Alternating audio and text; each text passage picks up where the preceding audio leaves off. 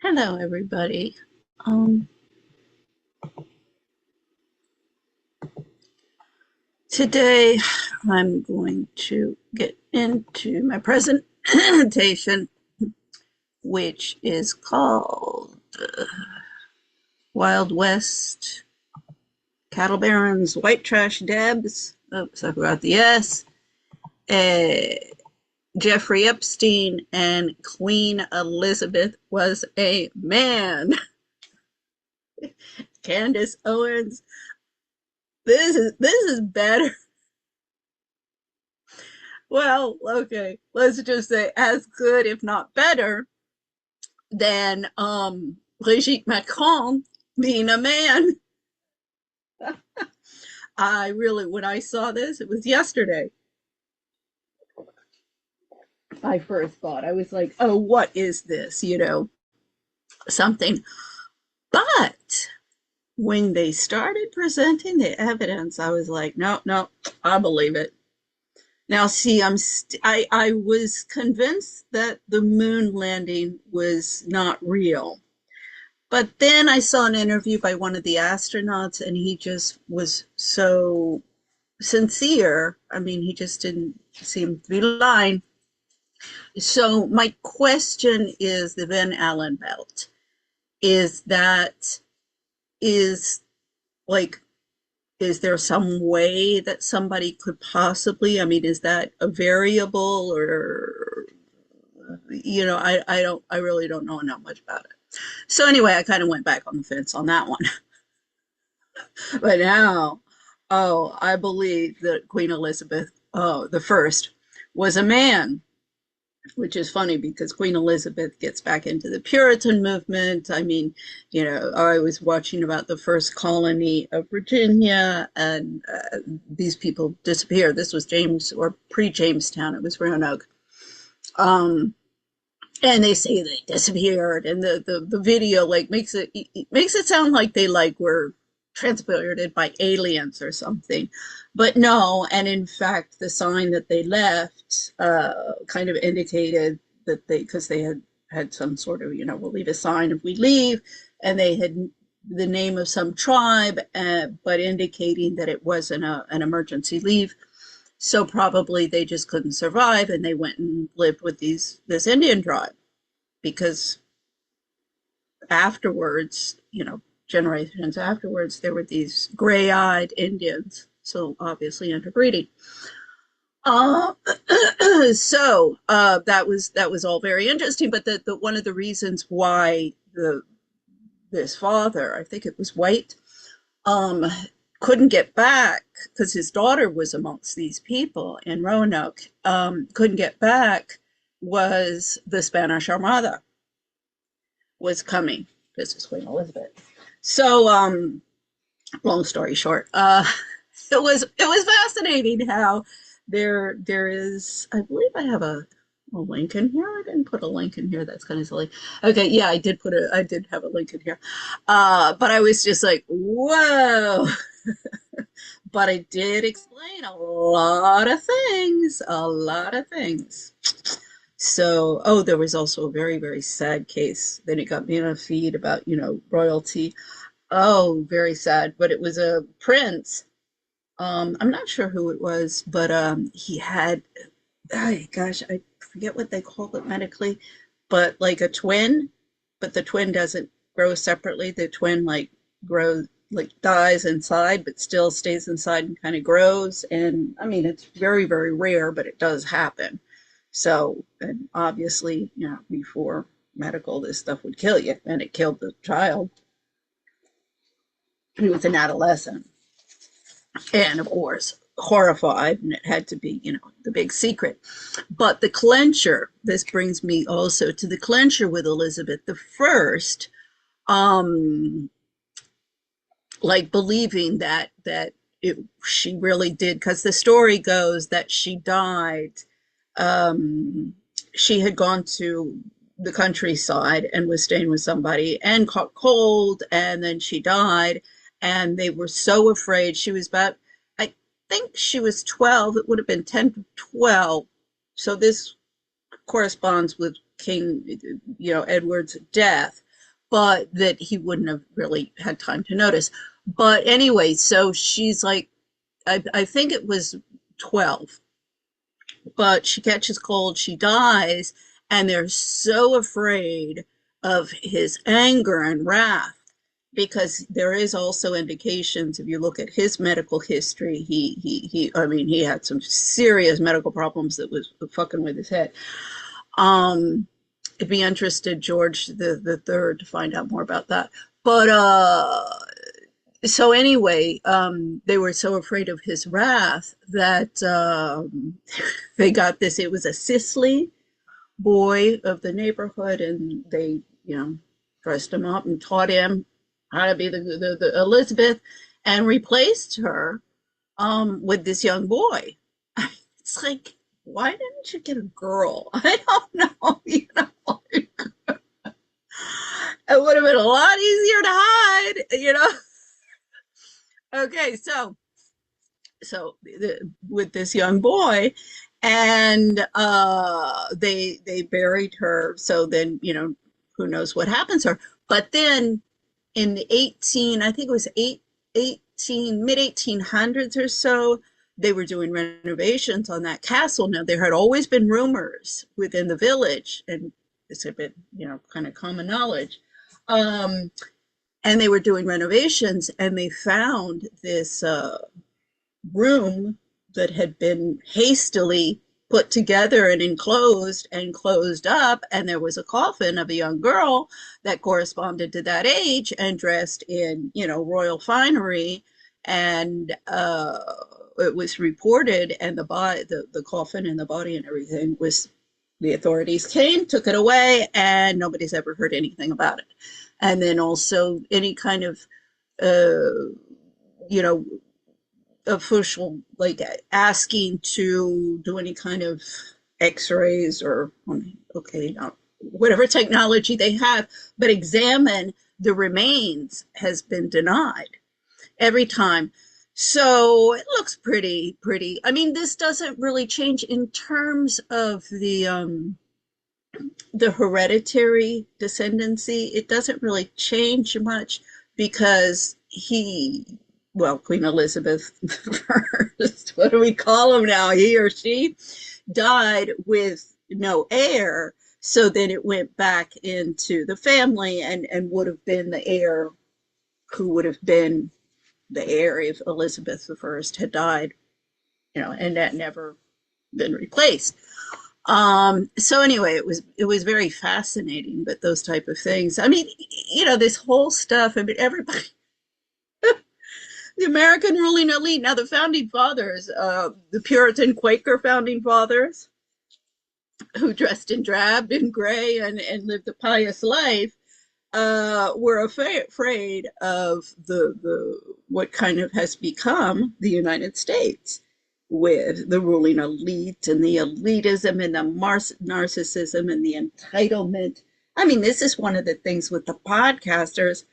I mean, it's just this, once again, it's a country club, online country club, with like the exclusive members at the top, with Candace Owens and the Tucker Carlson and the people we'd be looking at.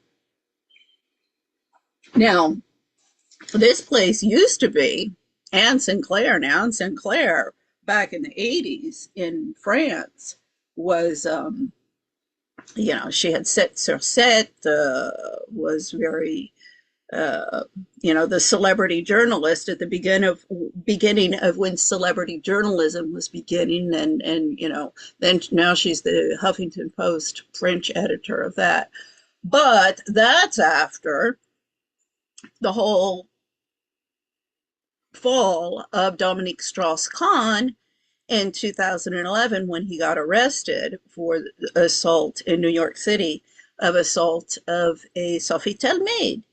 However, that was really, I mean, I even said at the time, it was the spouses of the IMF who told me. It was a Sunday, I'll never forget. We were at this Spanish festival, and they said, yeah, Dominique Strauss-Kahn got arrested. I said, what? He's the managing director. of the IMF. And I just said, that's some political coup because never would they have touched him. Now, I've already been, in court reform for, well, after my own harrowing experience, 2007, 8, 9. Well, I mean, I finished domestic remedies in 2012.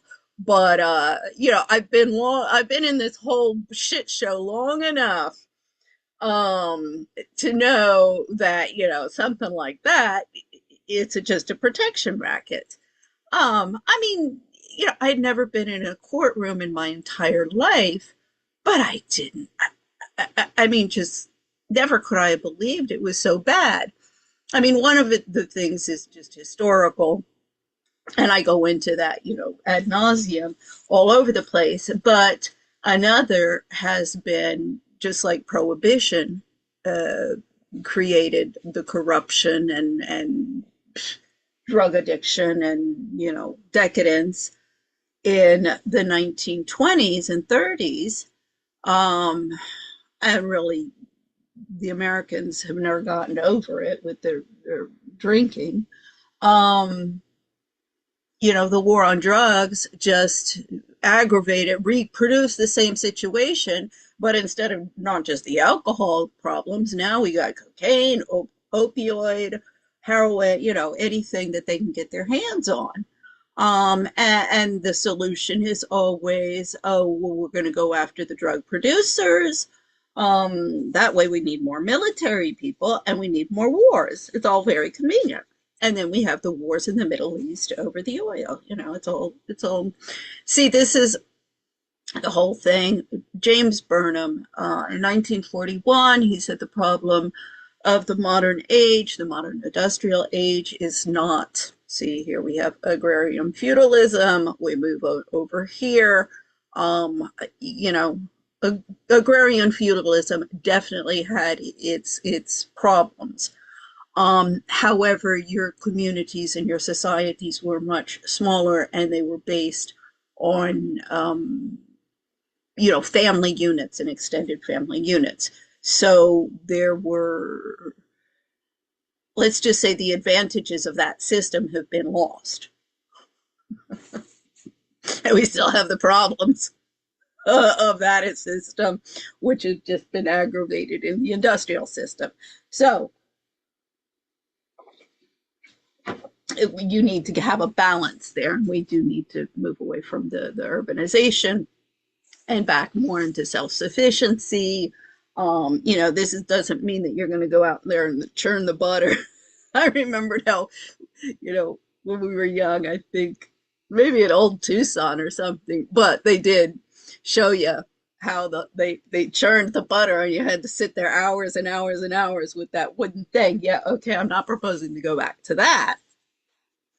Um, However, where everybody's headed into these Orwellian Meet the Jetsons type cartoon is not exactly where we need to go. So anyway, and this gets into, because when I came back to Washington, I needed a job. I barely made it out alive,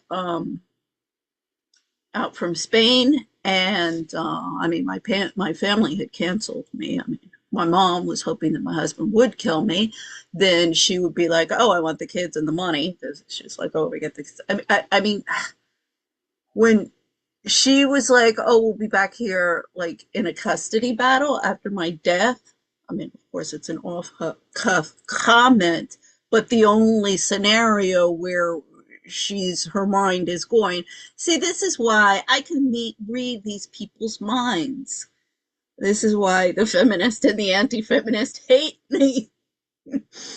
Because I learned from my psychopathic, manipulative mother, you gotta learn to read through the lines and figure out the agenda. Because this is always the problem that I've had with, the Catholics, but it's not just, it's all the religious people.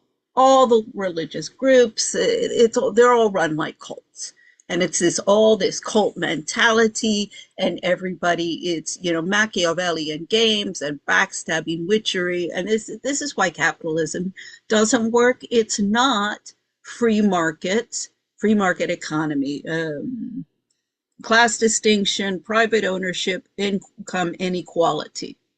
Yeah, that's what it produces, because it's this man devil Mandevillian fable of bees, Mandevillian, which Mandeville basically was, well, let's see, prostitutes, drug pushers, drug producers, soldiers, weapons producers, etc., create, economies. It goes back to your Econ 101, when they're going to show you the graph of, you have two products where your resources can go, either guns or butter.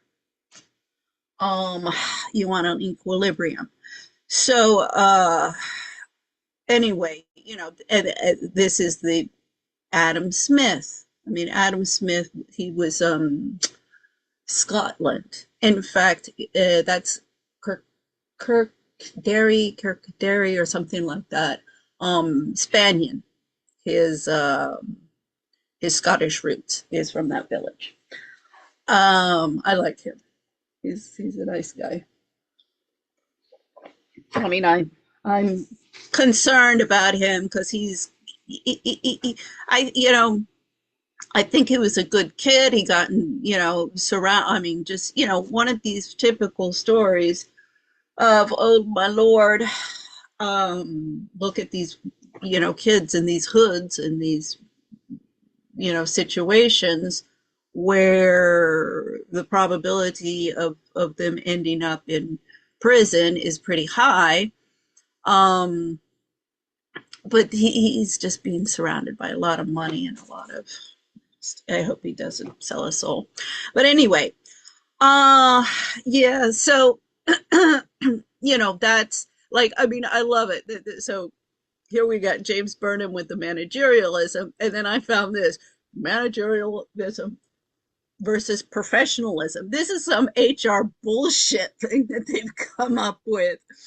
You can screen in there, but that it's like somebody actually paid you to do this. God, are we wasting money? So yeah, this is one of my favorite cartoons about that. What do you think about forgetting the whole thing and just going back to try and helping people a bit?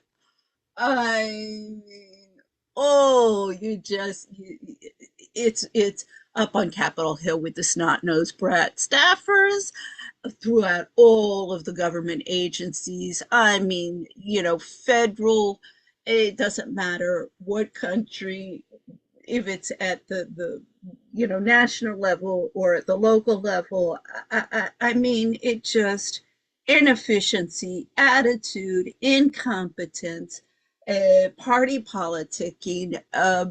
It's out of control, and much of this is coming from the well, narcissism, but the feminists who have taken over the HR function. I mean, that they've taken over the HR function, the domestic violence industry. I mean, everybody will tell you, all the literature, all of the academic research. It's not about the violence; it's about power and control, power and control. However, you ever want to go and touch, and expose how those tactics are being used, particularly by the women, my Lord, they will come after you. They most vicious people in the entire world. This is why, I keep on. It's all they want is, to be the new dominators. So this gets into the whole, the backstabbing witchery. And Beatrix Keller, she was the head of the IMF Family Association. I get out of Spain to Washington, get a job there. I'm just a temp, and so it's a minimum wage job. And I mean, even one of the guys, the spouses, he was but his wife worked there. He was like, my God, these bitches. If anybody should be sympathetic to your situation, it's them. But no, oh, they were just so happy. This white privileged American girl who's been thrown to the wolves in the international, development arena. And I mean, Klaus Schwab is not the only problem there. I mean, it's from top to bottom. And, David Malpass, he's still here in Washington. I saw him at the Fed, I forget, a couple months ago. Then there was a meeting with the Treasury Department just about a week ago, uh basically what has been going on, and this goes in a nutshell since World War II. It's been development a la shopping malls, McDonald's, ivory tower, condo living for, like Trump Towers, lifestyle of the rich and famous with yachts, decadent living. And that's why the left has, just sold their souls. And there's been an injection of money, money, money. They went off the gold standard. And ever since then, it's just been one thing after another. You can go back, you can look at Mike Milken with the whole junk bond stuff back in the 70s. I mean, when I saw that, I was like, yeah, the guy's smart. And when I worked in the financial markets, I was there from 85 to 87. I was like, yeah, this is a casino. Playing with other people's money is lots of fun. But it's not good for the soul, and it's no way to spend one's life. I mean, it's such a wasteful, stupid, pursuit of billions and billions of dollars, that, like, even if you buy as many yachts as you could count, and like, what for? It really all is very ridiculous. I'm not advocating poverty or Karl Marx communism. I mean, I'll never forget the day that I realized that the problem that, the American ruling elite and Western ruling elite, however you want to, call it, have with communism and Karl Marx and these egalitarian principles. Because it's like, well, wait a sec, that is democracy as well. But that like, you shouldn't have a ruling elite. Everybody should be equal. It was when my mother, I was like, but he's not evil. And I wanted to say he's just explaining how the process of the Industrial Revolution and how this exploitative system is going to create this rise of the proletariat and rise of the workers, and this unending class struggle. And I couldn't get that far because she just, I mean, gritting teeth and was going to explode, saying that the man was evil. I mean, it's just one of those occasions that I'd look at my siblings, roll my eyes, and be like, it's just not worth it. But I realized what everybody, all of the wars, all of the death, all of the destruction, all of this fighting and squabbling and pain and suffering is because a bunch of social climbing suburban bitches want to go shopping at the shopping mall and live like the Ewings on Dallas. the narcissism epidemic, living in the age of entitlement, and Twang and Campbell, they point out uh, communist Russia fell because all the wives saw Dallas and wanted the mansions like the Ewing women. I mean, everybody, like, you want to have a nervous breakdown? Really? If you want to have a nervous breakdown, start going to all of the different think tanks and their panel discussions. You can go online to all of the different websites and you can sign up. A lot of them are free. And go and sit in those things and then get up in the Q&A and try and reason with these people like Charlie Kirk was doing. And I guarantee I'll put money on him. I'll put money down on this. You will have a nervous breakdown. You will please, please, please, will you put me in the sanatorium and lock me up? I'm advocating get them off the pharmaceutical drugs and just get everybody smoking weed. It's not so harmful. I mean, this is not progress. This is not progress, people. Yeah, so this is the ecosystem that everybody in Washington is advocating, is promoting, whether it be the national level or the international level. And that has been, we can definitely go back to 1950s, and if we want, if anybody wants to argue it, that we could go back farther, I'm all on board there. you know I can argue pro or contra either side. See, this is what a good debater can do. You give me any subject out there, and I can argue either for or against. Now, the Elizabeth the First, Queen Elizabeth the First. Oh gosh, no, yeah, I'm on the side there right now that she is a man. Oh God, we can add that one. No, I think that one is a moon landing one thing. I really think that should get up there with the moon landing discussion. Oh, I was thrown for a loop there. See, was a man. There's a link to the video there that explains the whole thing.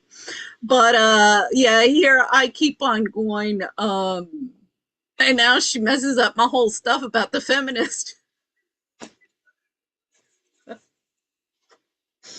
and Queen Elizabeth. But anyway, so yeah, so anyway, I always go back to the report. It was 2005 UN report, in-depth study on all forms of violence against women. That while 90% of physical and sexual violence is perpetrated by men, it is the women who maintain it through customs, norms, and socialization of their young. And it is also the women who are principal in the trafficking of women and children.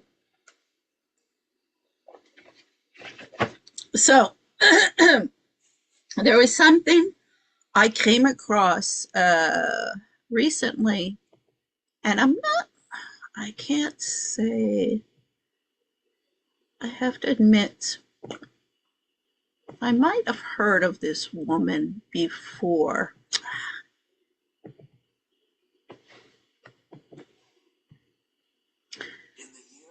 Hold on. Oops. I gotta.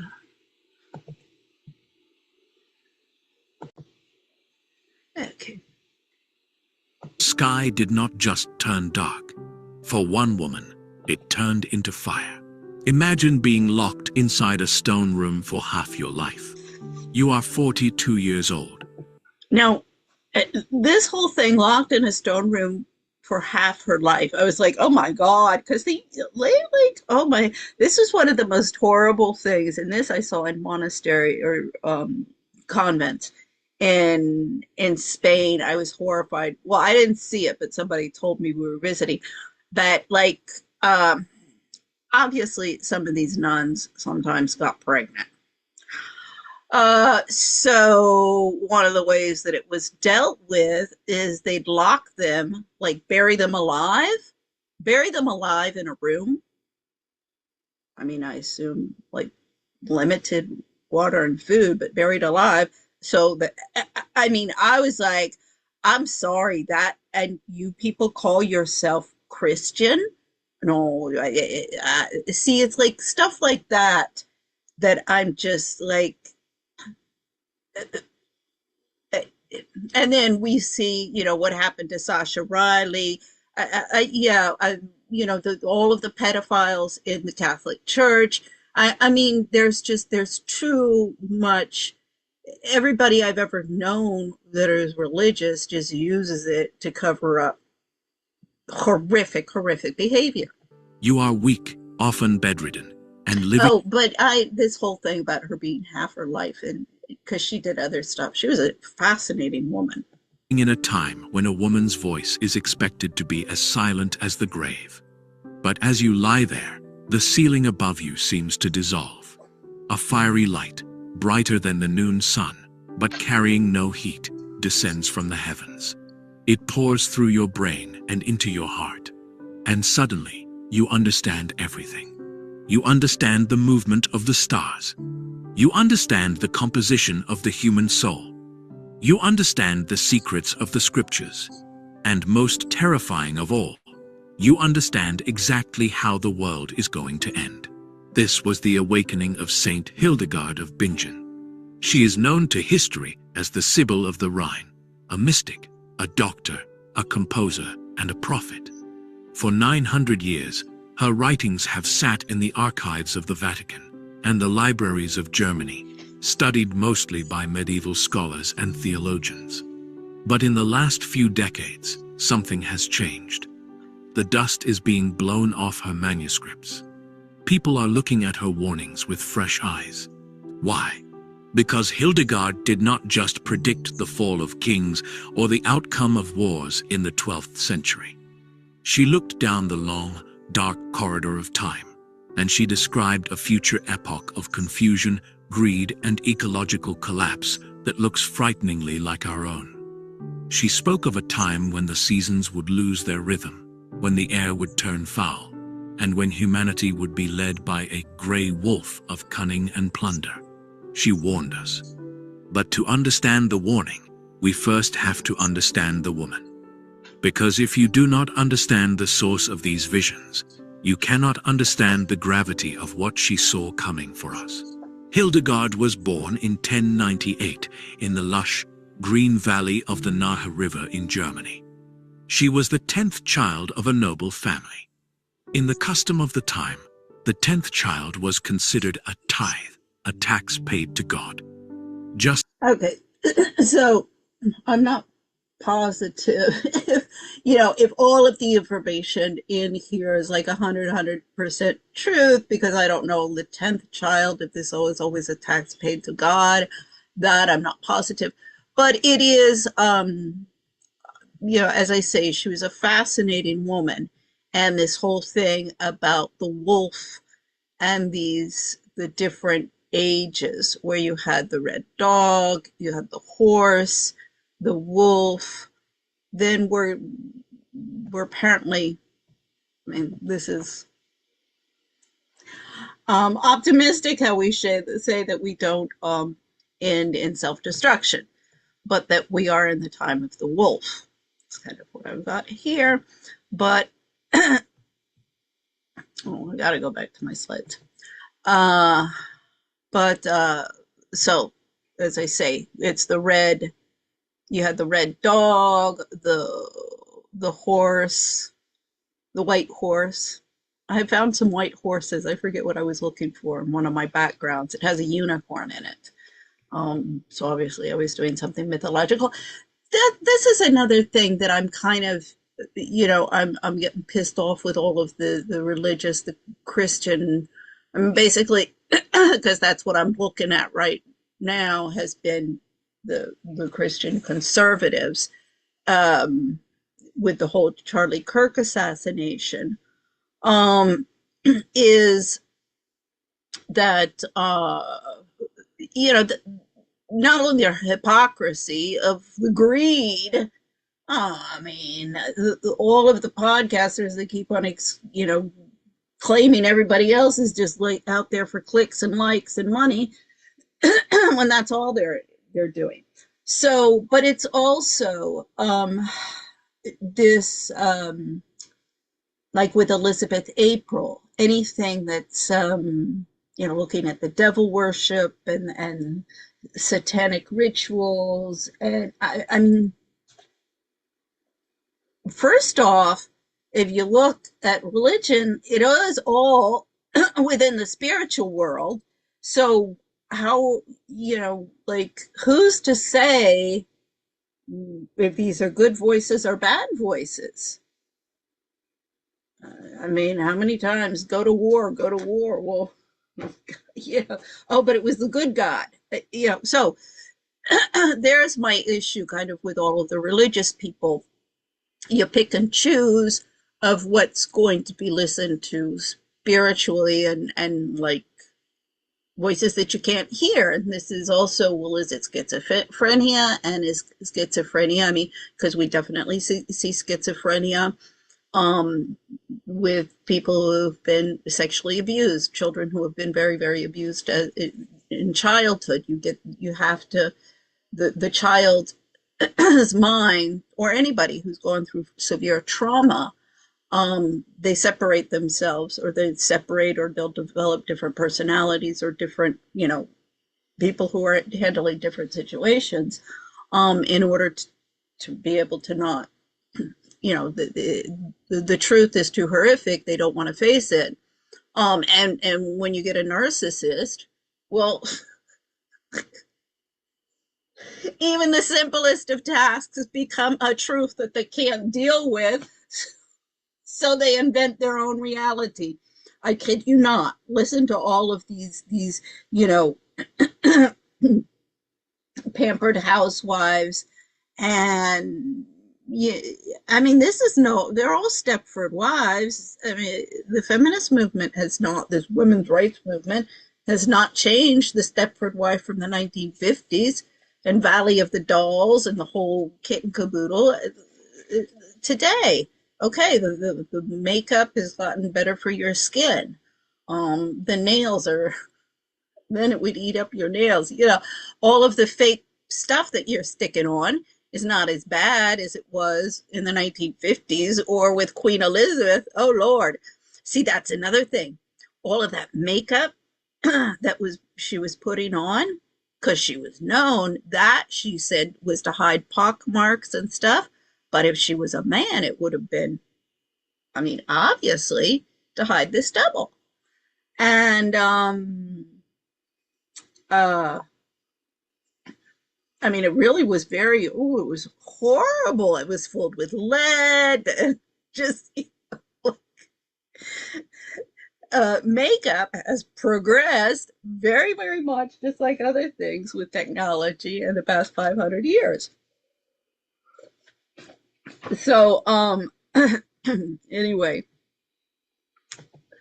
uh, we're hopefully getting into the this, what Hildegard is saying, but I don't know how we're going to get there, because she says we're going to get into a green period where we're going to replenish the earth and live in harmony with the earth. And I mean, we do see these prophecies elsewhere, but I hope so.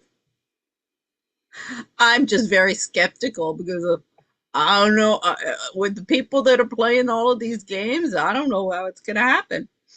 Um, so, and this is one of the things that I keep on trying to explain to all of these social climbers, whether it be in the podcast world, the journalist, all of these celebrity journalists. I mean, news before CNN became a 24 news cycle, and this whole, then it became entertainment. News used to be in the evening for half an hour maybe, if you got the international news, and you'd read the newspaper, and that was it. Now it's a nonstop, and it's all propaganda. And I mean, the thing is if you really want to keep up with, yes, you should be keeping up with the news, but really what you were getting before. Now just scroll through headline news, headline news, headline news to keep up with what's going on in the world. But as I say, you don't need trillions of dollars spent each year to produce a bunch of headlines. And then give all of this money to all of these people to espouse their great words of wisdom, which, I mean, where they're, I mean, okay, they're popular. They can become popular. They know how to work the algorithms on YouTube and on the internet and how to become popular with everybody. And that's their claim to fame. Well, that does not make for very good leadership.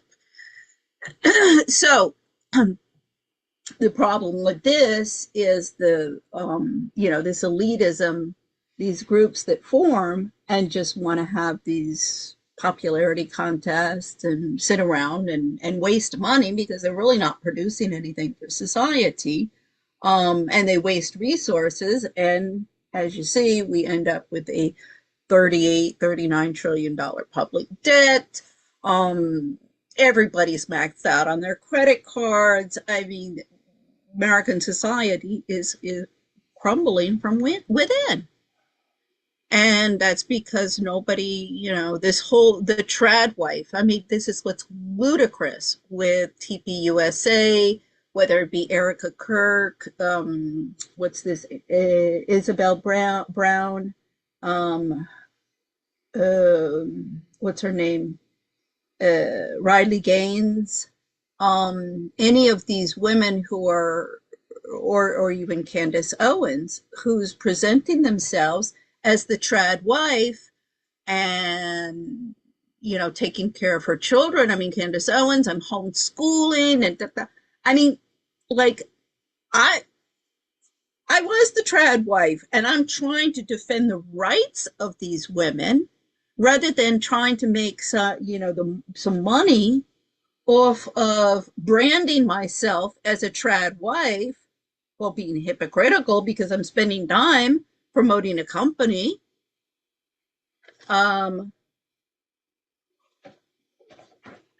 Instead of, I mean, everybody now is, criticizing Erica Kirk. Well, how can she run this company? And she was supposed to be the trad wife. I mean, I was the trad wife, and everybody hates me for it. And these women, okay, Erica Kirk, she ended up with a pretty little payout on the life insurance policy of Charlie because she's CEO. That makes it look, suspicious. There's a lot of stuff. But the thing is, this is all, as Candace said, this is all the Truman Show. It's all fake, fake and gay, fake and gay. But Candace is doing the same thing. So is, I mean, Baron Coleman. I have lawsuits. I have, I just need the political backing. I've got everything prepared for the courts. There's a peaceful way to clean up this whole mess in Washington, but nobody wants to do it. But I need lawyers. I can't do it by myself. What do you think? I'm going to go over to the White House gate and I'm going to go, excuse me, could I please talk to Donald Trump? And like, because I'm going to tell him I want, everybody to shut the fuck up and do as I tell them or get out of town. Yeah, I don't, for some reason, I don't think he's going to listen to me without, I don't have a bunch of lawyers at my side. Like, duh. It would be either lawyers or an entire army. Now, army is just not my style. So I'm left with lawyers. And of course, all of the lawyers, they're all in bed with the minorities. It's either, so the whole thing, the legal community, and this is how they are undermining the Constitution and, laying the foundation that there is no other alternative except a military coup. And that's why, it's their fault because so you have these like corporate and I mean, here it's the lobbyist, but Becker McKenzie is one of the biggest ones. But you have all of these corporate law firms. So they, of course, want the high wealth people or corporate people. They don't care where their money comes from. And they help, they're in league with all of the accountants. This is why what Wolves in Finance is pulling out now. It's like everybody's doing this. This is what I was with Marjorie Taylor Greene. We got to clean this up. Would you please get on this? You just had a congressional hearing about it. Stop getting around and chewing the fat and bitching about what's going on. Do something about it. So, and she has the voice, she has the power and the authority. She won a popularity contest. Now do something with it. So, you have the corporate guys. So then they'll all have their pro bono. But, their pro bono is going to be, some Haitian that's coming from Haiti that's on a boat and wants to stay in the United States. Something like that. It'll change. Haiti, Ukraine, whatever. So that's what they do, but it'll be, just one or two people. And then you have within, and that's their charity work. But as I say, they really, their bread and butter, and what they're there for is the assist anybody, the unscrupulous, in concentrating wealth through, their corporations, through the tax advantages tax avoidance, what they call it, putting it into foundations. Then, of course, you want to influence Congress to pass the laws that'll be to your advantage. So that's where all of these foundations come in, and the think tanks and the different nonprofits. There's 58,000 in the DC area alone. I think we're at 300,000 in the United States, or was it 2 million? I forget. It depends also where you get your statistics and the sizes and things. But anyway, and this is just all money that is being wasted on managerialism, professionalism, bullshit. So a bunch of people can sit around chewing the fat. I mean, this came home to me when it was at the end of the shutdown, and I was doing a training to sell insurance. And I was like, okay, I certainly didn't want to sell insurance, but I was like, okay, I'll do the training because I'm still waiting for us to get, finish the shutdown. And I'm interested in finding out about the products. But then, it's like, okay, it's straight commission. Well, I can't do that. I mean, I prefer, and also I am the worst salesperson in the entire world. This is what I keep on explaining to people. You people are confusing marketing with sales. You produce a bunch of shit that nobody wants or needs and then trying to force them to buy it. That's sales. Marketing is, as my marketing professor 101 said at GW, is identifying your markets and producing the products they want and need. And then you really, they come to you. You don't have to go out on a hard sale, and you can spend your time not just in social media branding, but in actually implementing, what you pretend to espouse, whether it be, helping children, or my thing was I loved the artisan. I mean, this is why I was the most liberated woman in the entire world when I was in Bogota. I mean, my husband had made more than enough money for us to live on his income. I mean, and we also, since we were expats, you had the housing that was paid for, but, however the income was coming in and divided up, it was more than enough to live very comfortably. I had time to take care of the kids. By that time, my children were in school. See, this is another thing. I am so against homeschooling. Now, the only reason I did not join the PTA of my children's school was because my kids were in the French school. I was the only American mom at that school, and I was already involved with Bogota K, which was the the French Expat Club, but that was attached to, and that was run, if you will, by the French corporate expat wives, but the diplomatic corps expat wives. Well, the French embassy, the French schools are always under. They are actually part of the French government, if you will, and so they are under the French consulate. Okay, so it's all this little group. Now, I am an American that is a persona non grata amongst most of the women in the corporate and the diplomatic corps. Because if I had been a 250, pound gum chomping American who couldn't speak French for the life of her, they would have been very much happy, or a lot happier than they were with me. Here I was, I dress better than them. I speak French. People were like, well, wait a second, like, you kind of sound Canadian because you have a twang, but why do you speak Parisian and then sometimes you speak Belgium? Yeah, they didn't like that.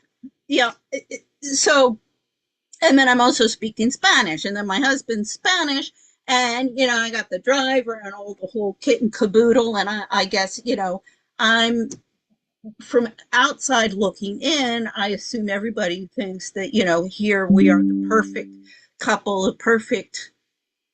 I guess that's maybe also why everybody has been so glad to see me fall and see him fall.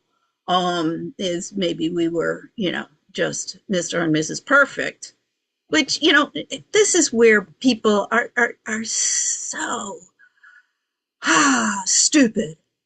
Nobody has a perfect life, even the kings and queens, whatever. I don't care how much money you have or you don't have. Um, it's all the same at the end of the day. Uh, and money doesn't make you happy. Yes, living in squalor is no fun, believe me.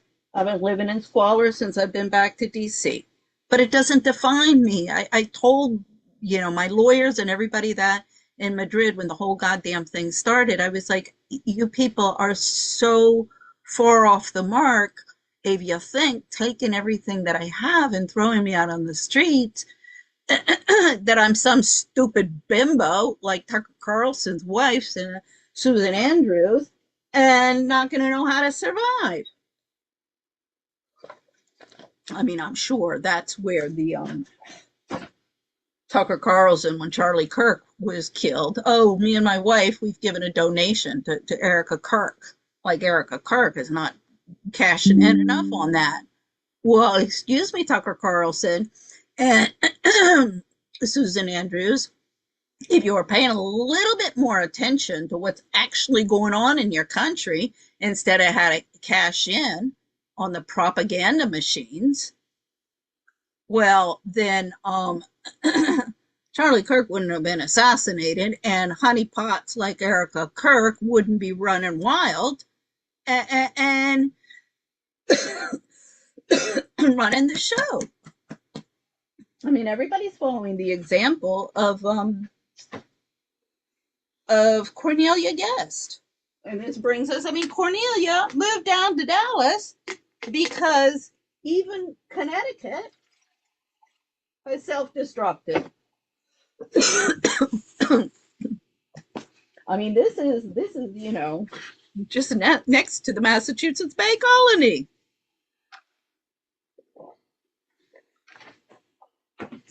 The whole country is gone to shit. My sister, my younger sister, celebrity chef to the stars. The whole celebrity, all of the people in the restaurant industry are trashing the country. They just want cheap labor with all the Latinos. I've had Latinos right and left. They keep on threatening me and pissing me off. All of the kids who I work with, they stuck me in the kitchen at the place that I'm working thinking I would quit, but of course I can't. and I don't even care if I'm up at the front. And I mean, they have a revolving door of managers. This is downstairs from the Federal Reserve. I mean, it's like, come on, people. So here is, as I say, when these guys, the ruling elite, the American government, basically they've broken their social contract with the American people. And the whole cancel culture is about that. Anybody who doesn't bow down and drink the Kool-Aid or pass out the Kool-Aid of just sell, sell, sell, sell, because we got to keep on, injecting fake money into the American economy so that we give the appearance of wealth, because then finally one day it's all going to collapse. All of the real wealth, all of the real estate, all of the real wealth will have been concentrated in the hands of a small portion of the ruling elite, and we'll cut, all we have to do is turn off the Wi-Fi, cut down communications, and we rule the world. And see, this is, here I have the little ecosystem of how it works. Shall we put let's see, Mandeville. Oops.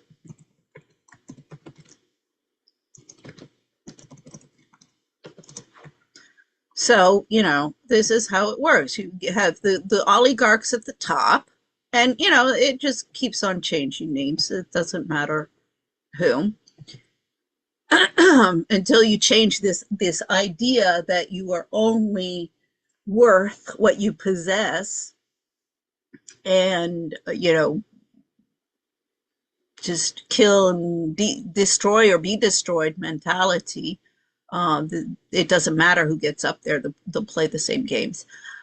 So then they put money into political campaigns and the nonprofits in order to control the political institutions. Institutions which make the laws and enforce the laws. Then the taxpayers pay for all of that, pay for the government and the bureaucracy and all of their corruption. And the 10 percenters, which is the managerial class, make sure that they're the lawyers, they can control the courts, they control all of, how shall I say, the businesses, labor practices. They can violate people's rights if the lawyers are not going to defend them. And if the courts are not going to, do anything. So it's all this here. If you have the 10% that have ethics and morals, well, then the 1% are unable to concentrate their wealth. But as long as that 10% are completely immoral and corrupt, and corruptible, then your system is maintained. And that's why it's important that the school systems, be these. I mean, this is what Charlie Kirk had a problem with this, and a lot of, as I say, Candace Owens with the homeschooling. What are you going to homeschool them until they get to college? Schooling, it's not just about the education and the academics, it's about the socialization of learning how to kids playing together. And a lot of it is, I remember, I'm sure a lot of people thought, oh no, she was a dumb bimbo, because she was always off, organizing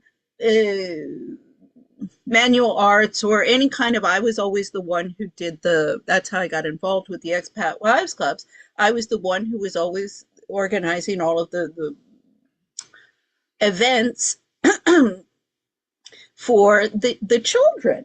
I loved doing that. I was like, are you kidding? I don't want to go and hang out in country clubs with these bitches. I would have stayed in Washington if I wanted to do that. I mean, I enjoyed.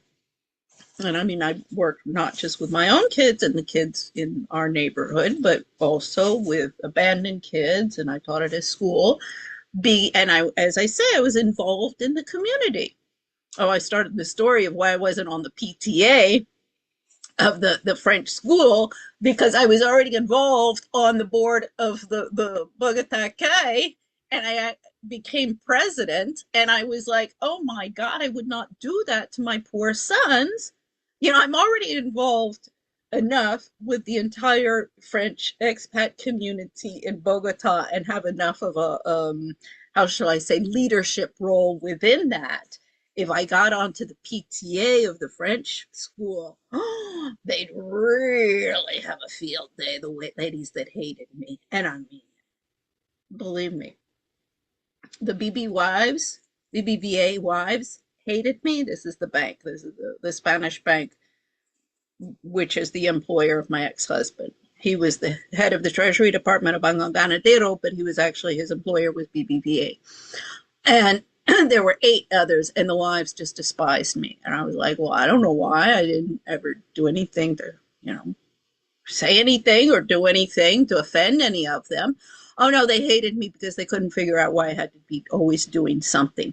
Well, see, the thing is I had the whole problem with the many of the French expat wives as well, and even the American expat wives as well. But I was like, oh, you people are so stupid. I mean, even my older sister was there. It's like, come on.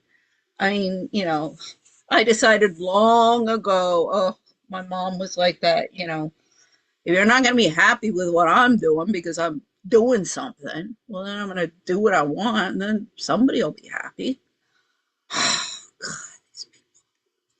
This is what's, this whole social climbing, suburbia, managerialism, this is where the crux of the problem is at present. I mean, it's not the one percenters. All of these podcasters want to blame it on the ruling elite without realizing that they're part of that, they are part of it. They have a voice. They're determining what gets talked about. I mean, we had Mitch Snow. I still hear about Mitch Snow being a wife beater. No, Mitch Snow was the victim. And in fact, the women involved in all of his crap, because there's his ex-wife who's abusing the child, and this child is still in the hands of this woman and needs to be liberated. But does Candace care about that? Does Barano and Coleman care about that? Does anybody care about it? No. They're too busy with their likes and subscribe on the internet with the Charlie Kirk stuff and the Egyptian planes. Now there's wolves in finance or whatever. But my point being, this poor child is still being abused. And those ladies, because that's his ex-wife, but then it was his ex-girlfriend. I forget what her name was right at the top of my head.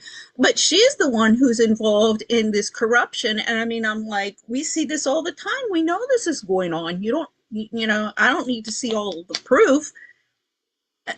Yeah, this is what these little viperous people are doing. They're working the courts.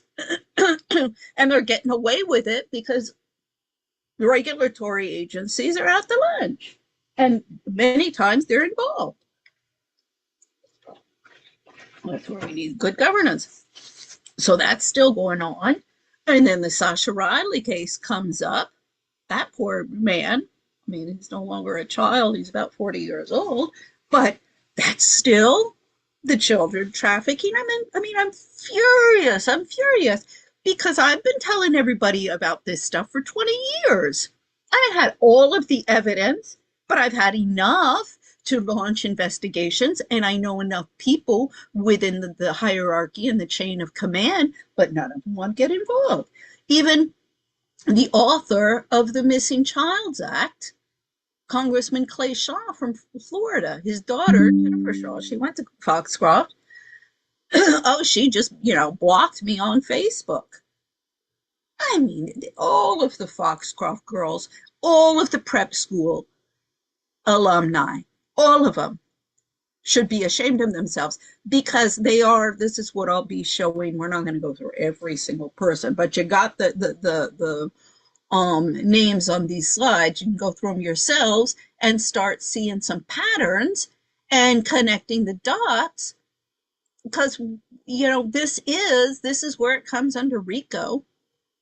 This is a protection racket and a protection racket to maintain the corruption that all the feminists have come out with. I mean, you had the woke right, left, but now you have the woke right, and it is a lot of it are the religious, the Christian, I mean the Judeo-Christian.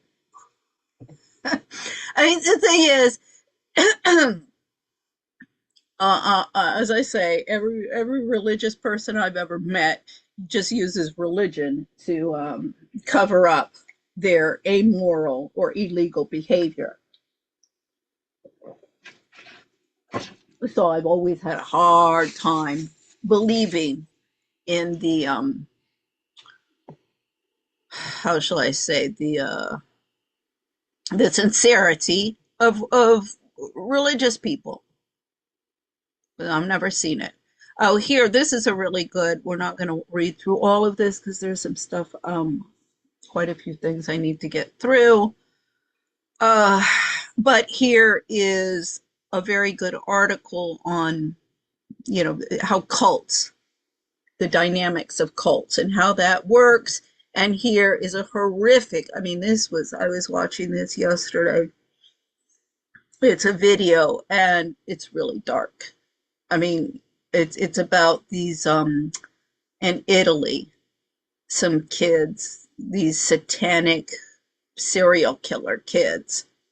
Um, it's just, and he goes there. They eventually go into this forest, and he has the guy who's doing the documentary has some sort of machine that can hear the ghosts or the demons or something.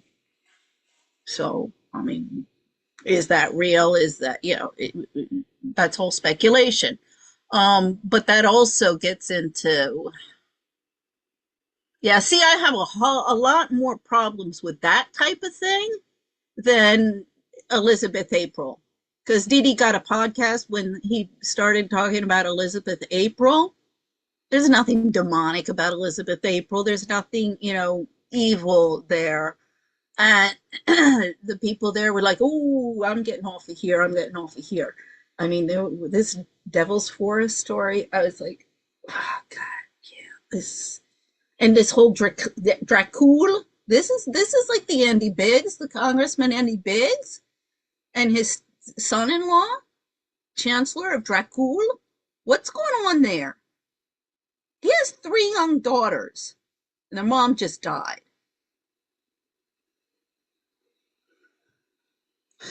I don't know, but it's keeping me up at night. I know. I'm too sensitive. I should just stop thinking about, stupid, other people. It makes me weak. Yeah, I've heard all that bullshit all my lifetime. No, this is precisely why we are where we are. Um, and this is something that nobody's looking into, which I want to try and look into because uh, the TPA USA, Dan Flood, he was part of the security at the cattle barons ball. Now I'd like to know who he was working for, why he was there, who he's working for, then get into the networks. I mean, I'm trying to get really to go through because the Cattle Barons Ball that started in 1974, so that's going back into all of the different balls and all of the different people who organized that, and then put together the history of the Dallas. This is kind of the Dallas Fort Worth area. This is where you've had the urbanization and the nouveau riche and, you know, changing of the guards of the ruling elite in Texas and what's been going on there. Because one of the interesting things is that I saw is Dee Dee Alexander, or Matt now is, she's married, but her husband was an Olympic rider. But she's from the King Ranch family. And I don't even think she attended any of these balls. But the significance, see, the thing is with these balls, it's just like the Miss America. That's why I have Erica Kirk there with her. Very, very pious, isn't she? Um, Miss America, I mean, this is where she obviously met Trump. So, you know, I mean, let's just go with this theory at the moment, which is, I believe, at this point, the most likely, particularly with the with Wilson Finance. There was the letter from Trump, well, from the White House, you know, saying TP USA, you don't have to worry about anything from the IRS. And Mrs. Kirk, it's crossed out, and Erica is written there. And rightfully so, Wilson Finance says that's, you know, Donald Trump basically personally, you know, saying, this is coming from me. This is not just coming from whoever signs, you know, is holding the signing machine, like with Biden. But they all do that. But this is really from me. And, you know, Erica, we're on a first name basis. So he definitely, it's kind of, it's like kind of like a dog pissing on a tree, if you know what I mean. Um, so yeah, that looks like, let's just say the ops makes this look like, okay, what I've suspected from day one, remember, right when I heard Charlie Kirk got shot. Okay, so Charlie Kirk was getting too big for his britches. He was becoming a threat to, you know, the Trump, the Andy Biggs, because it really does look like this religious, alt-right religious um, faction that's in control there. Because I mean, always Trump has just been, Trump's a puppet.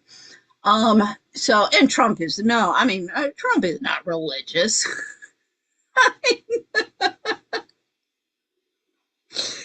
You know, he is the cartoon character, the caricature of the guy who goes around stabbing everybody in the back, and then goes to the you know, church on Sunday and sticks a wad of $100 bills in there to show how rich he is and how generous he is. So anyway, yeah, so it looks like he's getting too big for his britches. He needs to be taken out. So he's taken out. Now, the reaction of Erica Kirk. I mean, the thing is you also have to look at how Ethel Kennedy and Jacqueline Kennedy reacted when their husbands were assassinated. They drank the Kool-Aid and they passed out the Kool-Aid. You know, they wanted to survive. I mean, at a certain point, you can have some empathy and you say they're widows with children and they're afraid, you know, even if they suspect that it's an inside job.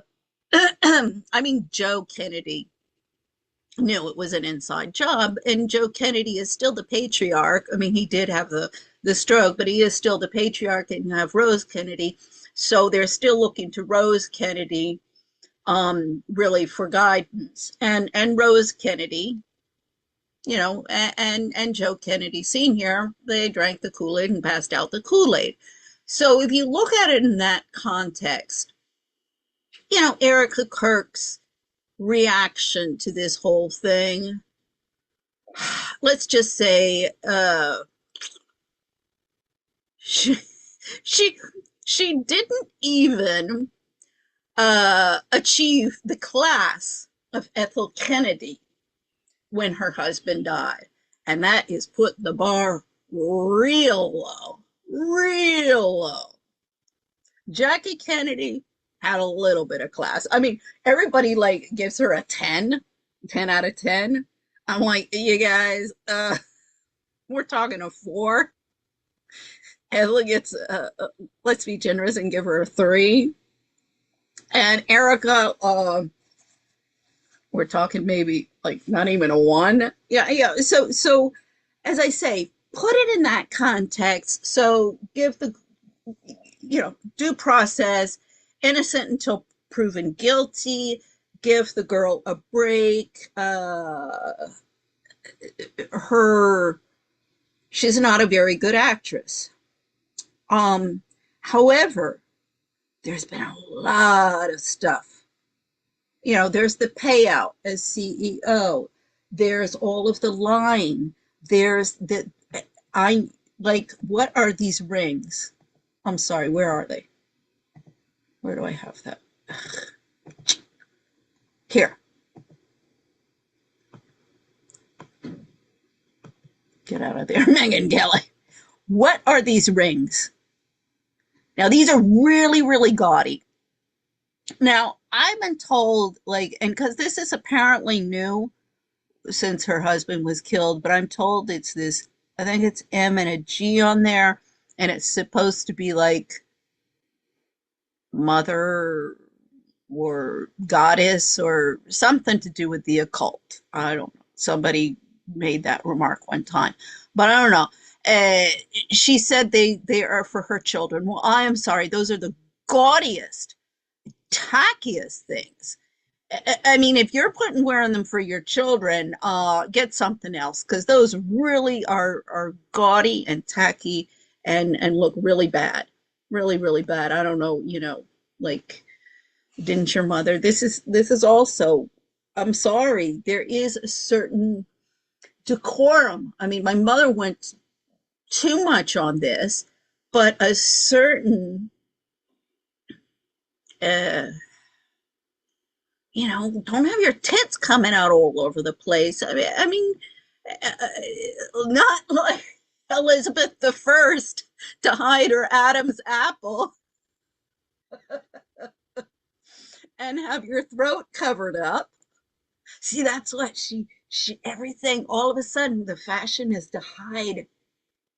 If she had an Adam's apple, that would have been. Oh, there was a lot of stuff. You guys really check into that. Um.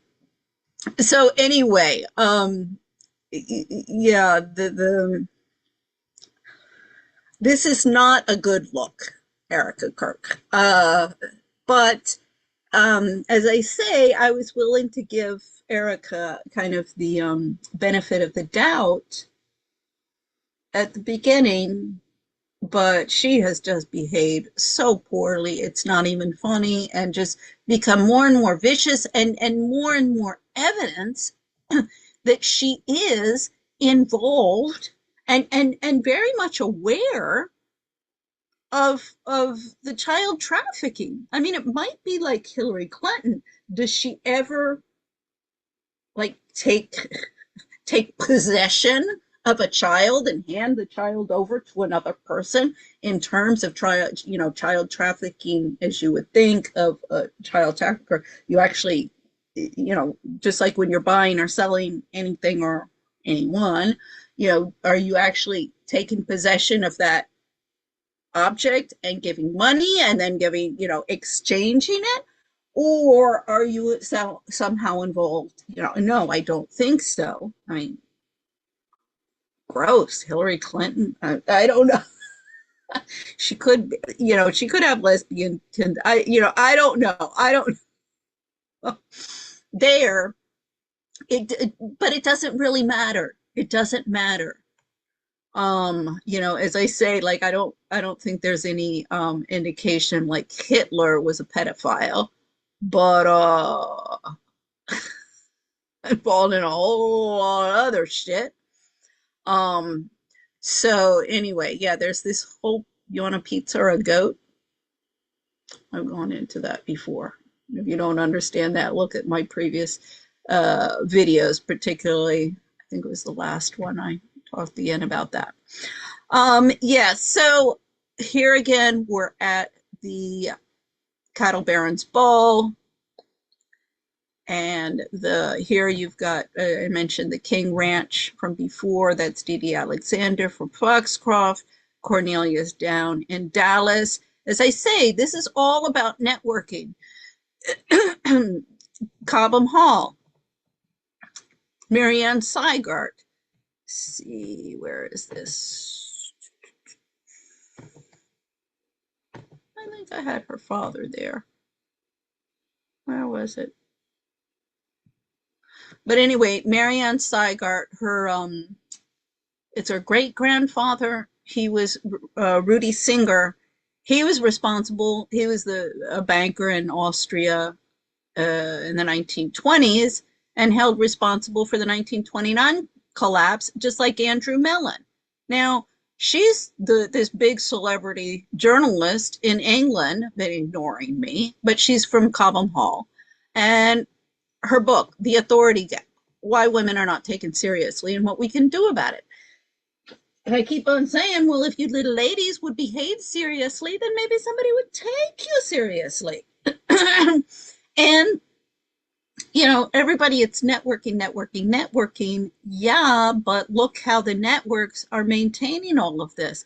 As I said before, Dee Dee and Cornelia, I didn't see them attending, and definitely not in the organization of the Cattle Barons Ball, even though Dee Dee's the King Ranch. Here, let's take a little look at the King Ranch.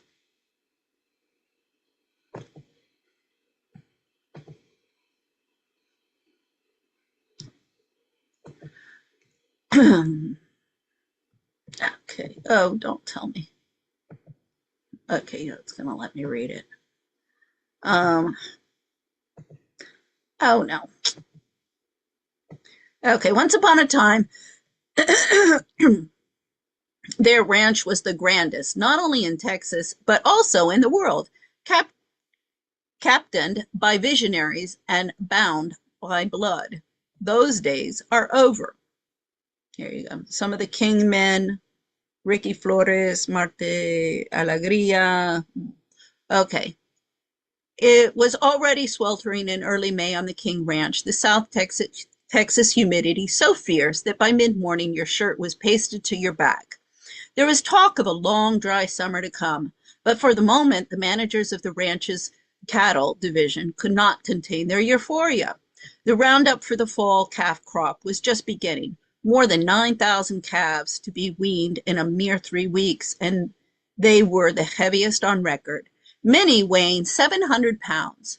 A sense of urgency filled the air.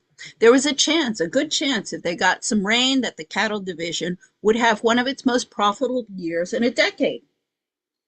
Maybe that was the reason. Some of the cattle managers guessed that their boss, Stephen Joe Tio Clayburgh, had called a Friday morning staff meeting at the ranch's headquarters, just outside Kingsville. Tio knew how to give his troop one hell of an inspirational speech about the King Ranch. For the 50-year-old Clayburgh, the great-great-grandson of King Richard, of Richard King, Richard King, who had bought this land in 1853, the 825-acre ranch was like a religion. It was what gave meaning to his life. He knew the location of all 100 pastures and 320 windmills on that harsh scrubland, and he knew the exact number of cattle, usually a figure more than 60,000, grazing in the ranch's 4 divisions. He could recite every fact and figure about the place, some of which Texas school children were once required to memorize in their history classes. That the King Ranch is the size of Rhode Island. That there is a month's difference in the seasons between the northern and southern end of the ranch. That the fences on the ranch, if put in a straight line, would extend from New York City to Fargo, North Dakota. Today, there are other ranches in the world that take up more territory and produce more beef, but there is no ranch more famous than the King Ranch. For a century and a half, it has remained an almost mythical symbol of wealth and power. Its great white 27 room big house at the ranch headquarters, looming over the surrounding pastures like some feudal castle. The ranch has long been known as the Walled Kingdom, and indeed it looks like an invulnerable fortress, impervious to change. Scattered nearby are tidy white frame homes that house the Queñons, the King people, the Mexican American workers and cowboys and their families who have spent their lives at the ranch. And only 3 miles away lies the town of Kingsville, which was created at the turn of the century just to serve the ranch. For 6 generations, the King Ranch has remained in the hands of one family, the descendants of Richard King. Since his death in 1885, there has always been a family member in charge of the home ranches, the 4 massive divisions of land in South Texas. When Theo Kleberg became head of the ranch in 1977 at the age of 31, he quickly proved himself to be a driven and ambitious cattleman, determined to bring the most modern innovations to the cattle and farming operations.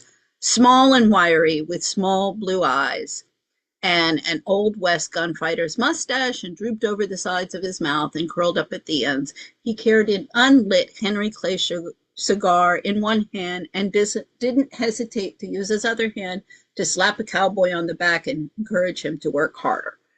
Okay, blah, blah, blah. So that was 1977. You can go and see the whole story about them. So anyway, 1977, that actually would be the year that I was going to Foxcroft. I mean, it was my sophomore year. I had gone to Cobham my freshman year. We had left Tucson, went to England. Now, my mother spilled the beans on why we quickly left Tucson. Oh, God. But anyway, I went to England, and then when we moved back to the States, my parents went to Louisiana and bought a farm in Louisiana that was then taken from them from Edwin Edwards. I'm like, oh, Dee Dee Alexander, y'all wanna lay down my parents' 100-acre farm in Louisiana for your 126,000-acre ranch in Texas? In restoring law and order in the country? Because this is where why and where you get into Marxism and the revolutions and stuff, and the proletariat rising up against the wealthy and taking their property. The King Ranch and the Alexander family. Back in my slides. So this is just like, Jane Percy, Duchess of Northumberland, at my English boarding school. As I say, these are all networks. One of the reasons I came up with Global Expats in 2006, after my ex-husband destroyed his career as a banker, and we had to move forward and I had to provide for my family, was because I know all of these, people, wealthy and powerful people all over the world, either directly or through my networks. And in fact, what I've learned in the past 20 years is what really nobody can forgive me for, apart from my, becoming a victim of my husband's anger and wanting to destroy the project and control and manipulate me and whatever, is that my world, everything did fall apart. We lost everything. I mean, everybody was, like, Quenby, you're crazy, because I was like, oh my God, we only have 85% of the money we need to put down on the house. I wanted to be able to buy it outright because I couldn't everybody was like, you're ridiculous. Like, what are you talking about? Nobody puts 85% down on when they buy a house. Well, you do if you're an expat and you've been moving around and saving money for 15 years and not been putting equity in a home. That's what you should be doing. That's what I kept on telling everybody. All of the other expat wives, well, they go out, spend, spend, spend. I was like, how can you not save? But anyway, I digress. What what nobody could forgive me for was here I was in a situation where anybody else I know would have fallen apart and not been able to step up to the plate and take charge of the situation. I did. I was like, okay, shit, I got to figure out a way to provide for my family. I know all of these people. Nobody knows more about expatriation and globalization and moving and dealing with third culture kids and the whole kit and caboodle of expatriation than I do. So let me start a project. Federation American Women's Club overseas, they have a very, very good how should I say it, structure. And the idea is, if you look at their mission, if you look at everything, I totally agree with Carolyn Curtis Brown, who started in 1931. Enlightened women around the world could do much to promote peace, international peace. However, the key word there is enlightened women instead of much backstabbing bitches. So this is where I was like, okay, here's the situation. Let's move forward and see that even more than my husband wanting to kill me, and we got to cover that up. What really has been unpardonable is that I didn't fall apart, and I haven't fallen apart. And that's what everybody just wants to keep, destroying me. Everybody who knows me. Yeah. See. I mean, it would be like my mom. Keep at it. Keep at it. It's like, you bitch. Like, if you would help me a little bit here. But no, since I'm smarter than you, since this is where we need to go, but you don't want to get, you're afraid that you're going to get out of the limelight and that everybody's going to see you're a lying bitch and I'm not as stupid and helpless, and expose your game. Oh, it's all so sad. It's all so sad and useless. So anyway, the thing is I'm like, okay, you got the King Ranch over there in Texas. Well, fine, all of you people with all of your branches, the cattle baron ball, let's put everything, all of the dots together. I'm sure we can find all of these people involved in some sort of criminal activity, seize their assets, pay off the debt of this country, and let's move forward. Because I was just like the woman who started her name's Lynn Wynn. Wynn is her married name. He was an oil man, but then we got all sorts of real estate. This is once again, the people involved in that is the concentration of wealth, is the urban areas, and particularly if this involves, the Christian right. I mean, I don't know, because we've got Dan Flood in the security detail there. Who was he working for? Was that, because normally that, that's how you get into the networks. Then, I mean, unless this was just some like atheist that he happened to work for and then he got involved in something else. I highly doubt that. Who was he working for? His father was at Fort Huachuca. Where's the connection there? You got to start connecting the dots. There's a lot of dots to connect. I mean, this, Ian Carroll, he's been out there with all of his, like, he even said it's an addiction when he gets into his coding stuff. He said he needs help and he's not getting it. I was like, I can relate. So, he's doing all of this really cool, oh God, really cool shit with all of the planes going around the world. And the graphics on that is fantastic. You need the same thing, connect all of the dots with all of these people. The same type of thing. I mean, I can see it.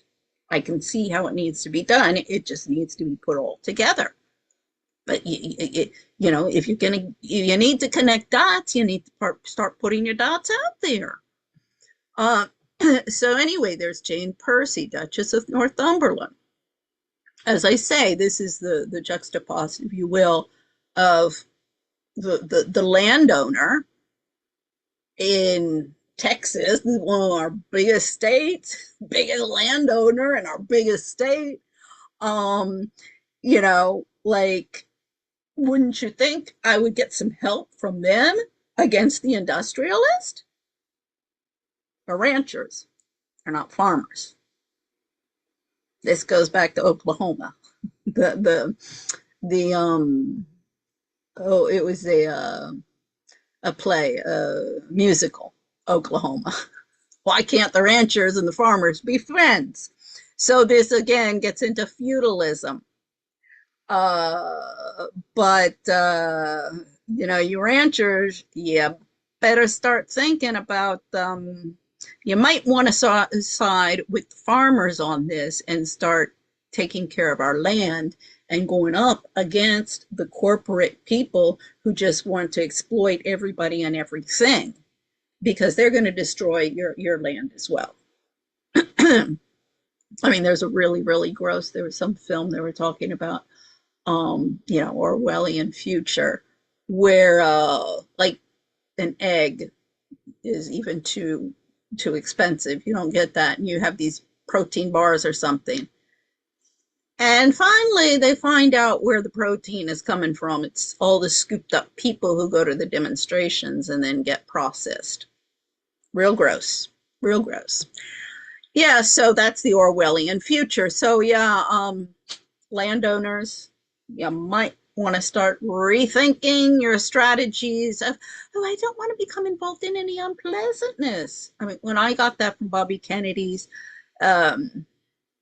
campaign volunteer, I just wanted to slap the bitch across the face and go, oh, Mom, go on.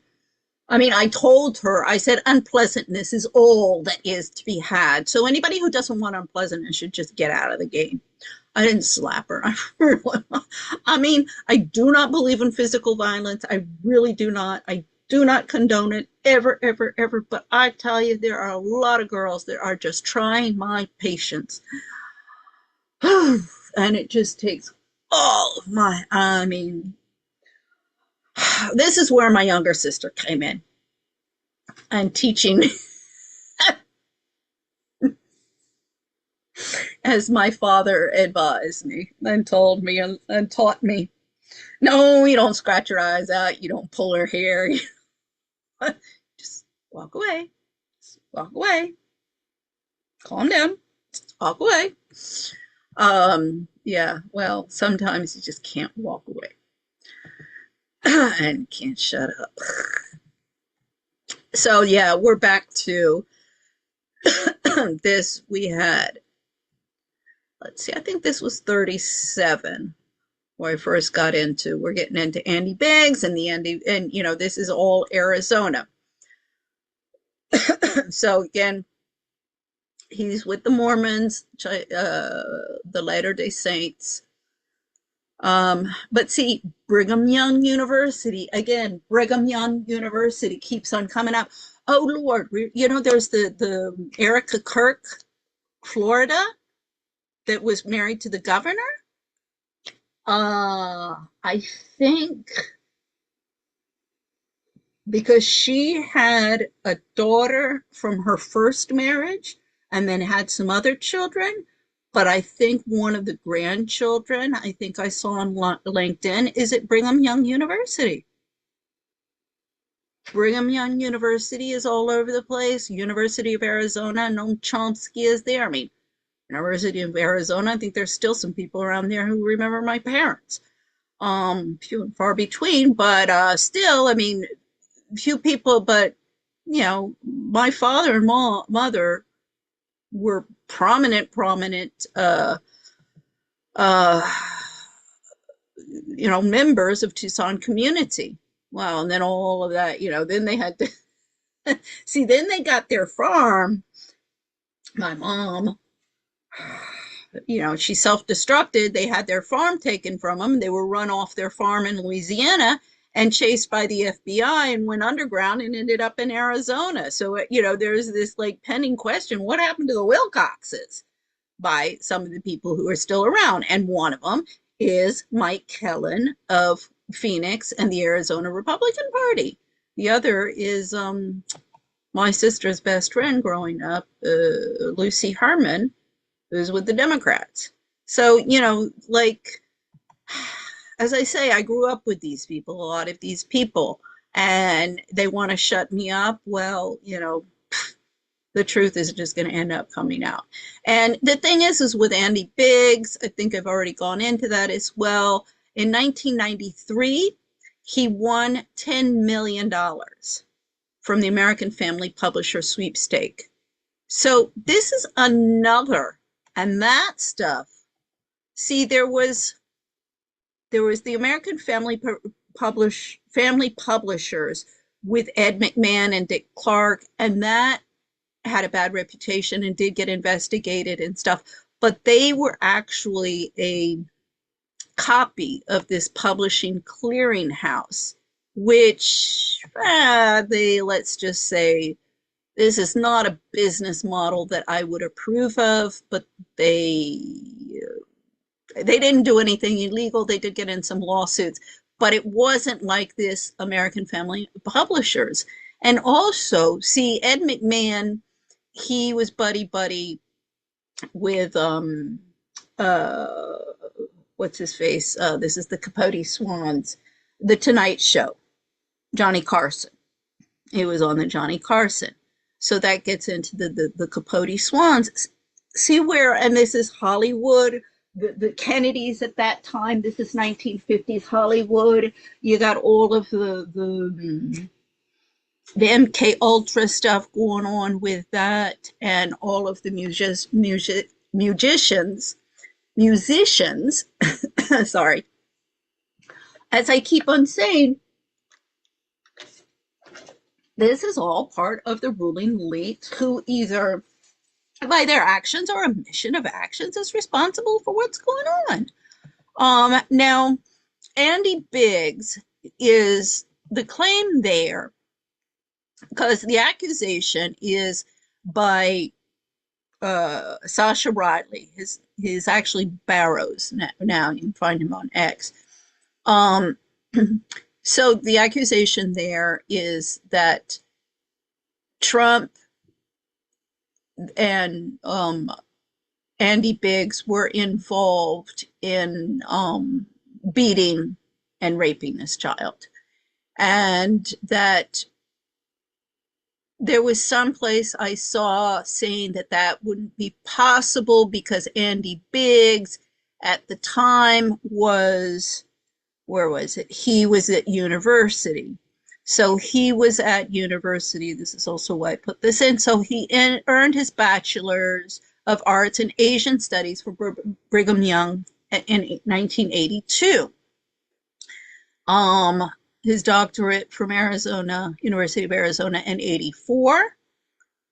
And then later on, a master's in 1999. But see, 99, that was after he won the $1 million, 10 million, excuse me, 10 million. So yeah, $1 million these days doesn't get to throw you into the wealth, but 10 million, you're pretty good set. So this would, like, American Family Publishers. Is there any connection with Jeffrey Epstein, Wexner, the CIA, the military, and what's going on there? I don't think it is. It is highly unlikely that that's a coincidence. All I'm saying. But that definitely needs to be looked into. Are there any other cases of people winning? Because we're seeing all of this, what do they call it? Gates. the gate programs or something in the schools. I'll tell you, the feminists have been out there peddling all sorts of crap. And, it's not just the feminists, but they're the crazy wackos that have been at the lead. But all of these like military control freak, and they're traffickers. They're the ones that are trafficking children. Um, so when they start to, defending Liz, is like where I'm like, Gary Melton, you go after Mitch Snow. I want to know why. I want to know why. It's the same with Patriotic Dad. Oh, he's gotten on my radar. I haven't gotten into him. So anyway, is the timeline possible? So we've got Sasha Riley. He was born in 1973. He was adopted in 78, in the summer of 78. We have the adoption. That's the link to the adoption papers. That's on X. So he would have been, imagine, he would have been 5 years old at the time. So, but my understanding was that the occurrence, this would have occurred, the whole thing with Andy Biggs and Trump would have occurred when he was like 12 years old. That was my understanding. He was older. But still a child. So that, that would fit the timeline. So 73, that brings us to 83, 84, 85. That brings you to 85 or afterwards. So this is, he would be at university in 85. He had already been at Brigham Young. I'm talking about Andy Biggs, gotten involved with these Latter-day Saints and the Mormons in this whole area of the Southwest, because you really are looking at Utah, Arizona. We're seeing it in New Mexico now with the the flood, the Dan flood over there in Texas. And the Bushes are Texas. This gets into the Republicans of the Southwest. We had the Republicans of Arizona with Reagan. This gets back to Goldwater. I know through my mom what the ideologies of the American Republican women have been in the Southwest and even in the South, because I had firsthand knowledge. I could write a book just from everything that my mother ever said to me. That's why I know what my enemies are saying without infiltrating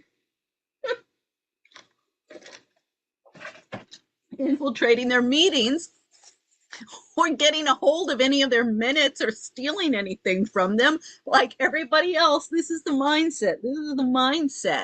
Oh, do you have any of their documents? Yeah. I'm like, no, I just actually listened to what they were saying. And then I went and knocked on their door and played nice and said, oh, would you like to help me, please? And would you like to sign my petition here? Because this is going to, help our children and and because all of this problems, I show my good faith, but I set them up. You don't sign the thing, bitch. I got somebody over there recording it. We're going to see you in court because we know that by your omission of action, you're supporting this stuff. See how that works? Real easy. You don't have to steal anything. That from the beginning with the protective mothers, they were like, oh no, we're having a private meeting, a secret meeting. I was like, what? Why are you having a secret meeting? What's all this secrecy about? Really, if everybody, it's all of these groups, it's prima donnas, and if you don't kiss their ass, then they don't want anything to do with you. It's a mess. And they're all responsible for what's going on because they care about, even the victims. Oh, they just want to get a nonprofit, make some money off of it. So anyway, as I say, does the timeline fit? Yeah, the timeline fits because Epstein, he was, already the 80s and the 90s. So the question becomes, Me Too, you Me Too feminist bitches, why haven't you been exposing this stuff? See, Stormy Daniels and Jean Carroll needs to be put in a psychiatric ward. I'm sorry, the woman's crazy. At least I had some respect for Stormy Daniels, who said, look, I'm not going to come and play some victim. I'm a porn star. I went up to his room. I went into his room. I wasn't born yesterday. I mean, these children, they're innocent victims. Some woman who's got the boobs the size of New York,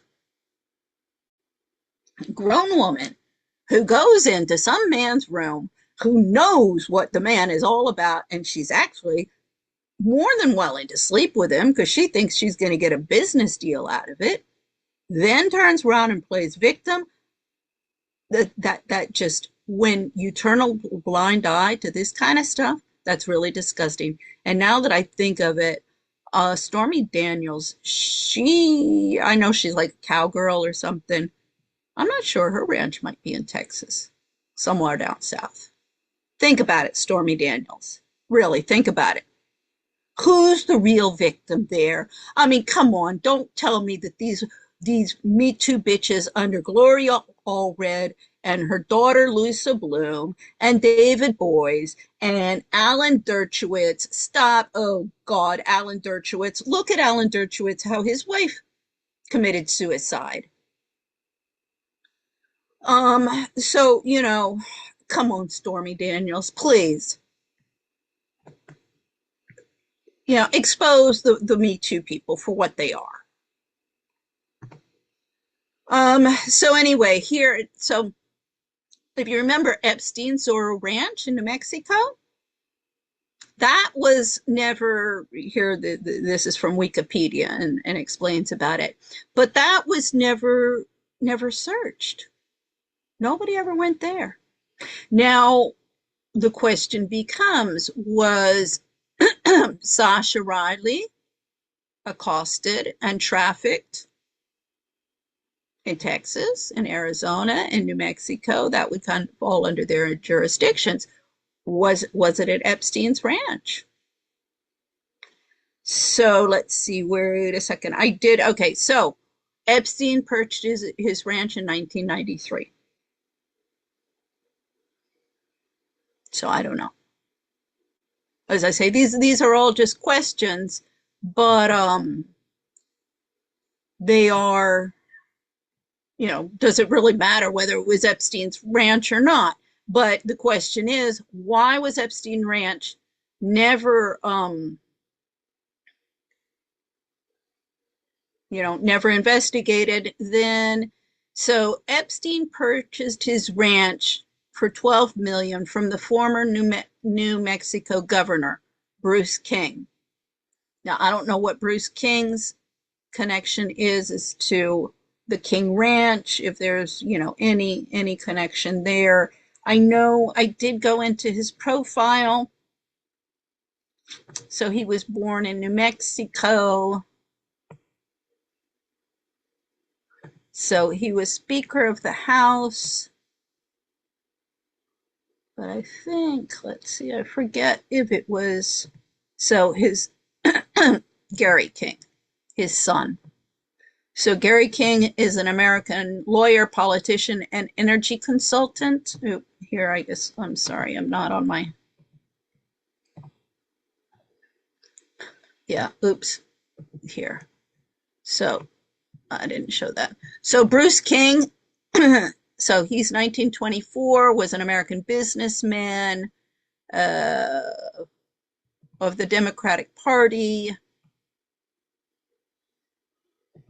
And then his son, So, I mean, this doesn't necessarily mean any wrongdoing. You can sell your ranch to somebody and have no idea and no responsibility for what's going on in the ranch after you sell it, you know. Or, why was the ranch sold? What was that all about? Did he need money, or was there some other thing going on? Because, as I say, he was with the Democrats. This guy, politician, he served as the 30th Attorney General of New Mexico from 2007 to 2015. Very convenient if you have illegal activity going on in New Mexico. You want the Attorney General in your pocket. Um, he previously served as the advisor of the U.S. Department of Energy, member of the New York House of Representatives. So, definitely, he's the son of Bruce King, a three-time governor of New Mexico, and Alice M. King, named Martin. So again, who are all of these people? You got to look at the history of let's see, what's his father? Is his father somebody? Okay. Yeah, it really, see, you don't see who his father is off the top of from Wikipedia. So it looks like like, many, for example, uh, the, in Louisiana, this is the Coburg Sachs family. This is the heir, and getting into the royal family in England. They're actually German. Coburg Sachs, one of the princes, is actually in Louisiana because his mother married. His mother got divorced from the prince, and married a World War II, married a World War II guy, and moved to Louisiana. So there's a lot of different, and then in the Warner, Senator Warner, he was a social climber that married into the Mellon family. So it's not just the women who we've seen in the social climbing, and a lot of them, these are the honeypots. Pamela Harriman of the Churchill family was one. I mean, we can go back to Jenny Jerome Churchill if you want to look at the honeypots.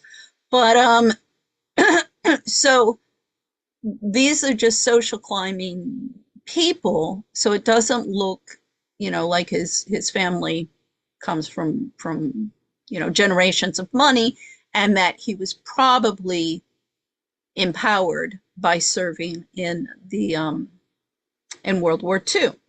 And we see that a lot. As I say, that was Senator Warner, who married what's her face? The Mellon, Tim Mellon's sister, Bunny Mellon's stepdaughter. Oh, sorry.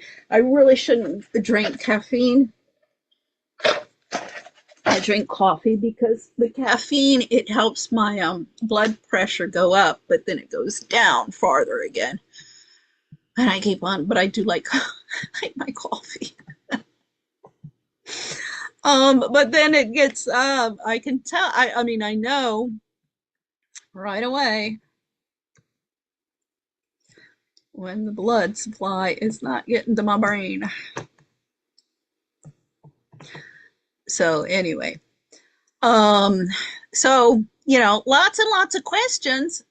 What happened in Zorro Ranch? Why was that never raided? What went on there? Why has nobody ever asked any of these questions? Oh, I think there's something missing there. I'll have to look at that. Let me highlight this. Otherwise I'll forget. Because there's something not taken off of that sentence. So as I say, these are all slides that are posted in these videos. You're more than welcome to look at the slides at your perusal and go into any of the links that I provide. So what I wanted to get into here, what I come across was, okay, so what happened to Epstein's ranch? Well, it was sold. Let's see. Oh yeah, and this is another thing. According to the New York Times, okay, also New York Times grain of salt, planned to seed the human race with his DNA by impregnating women at his New York ranch. This again, eugenic stuff, Mormons, what's going on with all of this demonic eugenics, the alt-right religious cult things. That's all I know how to explain it in the Southwest. What's going on there? Let's see. They hosted sex parties and recruited local showgirls, according to a local stripper. Yeah, okay. I mean, come on. Several times a year, big parties are said to have been held at the ranch. Later, the Gordons went into hiding. Oh, so this is J.E. Yeah, these are the Gordons. So they were the ones who were managing the ranch. But, begs the question, are these people CIA? I mean, come on. If they're managing the ranch, they know what's going on there, or they should. Where'd they go? Why are they in hiding? Uh, it's just, even if Epstein is dead, and that's a big if. I mean, I believe much more that Jeffrey Epstein is still alive than I do that Charlie Kirk is still alive. The Jeffrey Epstein one, I'm like, you know, given, do you think more possibility that he's alive? Less, is it more possible or less possible? I would say more possible. Uh, and that's just, I mean, I have no actual proof, tangible proof of that. It's just kind of, I do think it was Patriotic Housewife who was saying that, people have seen him around and stuff like that. So reports that he's been seen. I mean, is that somebody looking for a headline? You never know. You never know. But definitely possible. Um, as Andrew Bustamante points out, like, yeah, I mean, they do this all the time. Get somebody in prison, get a fake death, get him a new identity, and move him out. This is CIA new identity type of crap 101. That's not any stretch. So we, as I say, there's who owned it, and that goes to the registrant. So we don't know who the owner is, but it's registered through a lawyer in Santa Fe, who would, of course, know. His wife is Allison M. Walcott. She's a lawyer as well. Uh, and one of their partners is Charles Henry. They're good friends, who went to St. George's, which is where Tucker Carlson went. These are the prep schools. See, this is the thing that I got. All of you prep school guys, you're involved. And you're either directly involved or turning a blind eye. I mean, Tucker Carlson, my God, St. George's doesn't want you speaking at the school. Foxcroft has shut me down. I can barely get a minimum wage job in DC for the past 20 years, but I can't find a lawyer to defend me because I represent white privilege and the stupid bimbo trad wife that your wife is. And everybody hates me because of that. And I'm the sacrificial lamb to atone for the sins of all of you Christian alt-right, the sins of my mother, the sins of my brother, the sins of my sisters, the sins of my grandfather, who abused my mother. Apparently, she claims it was sexual abuse.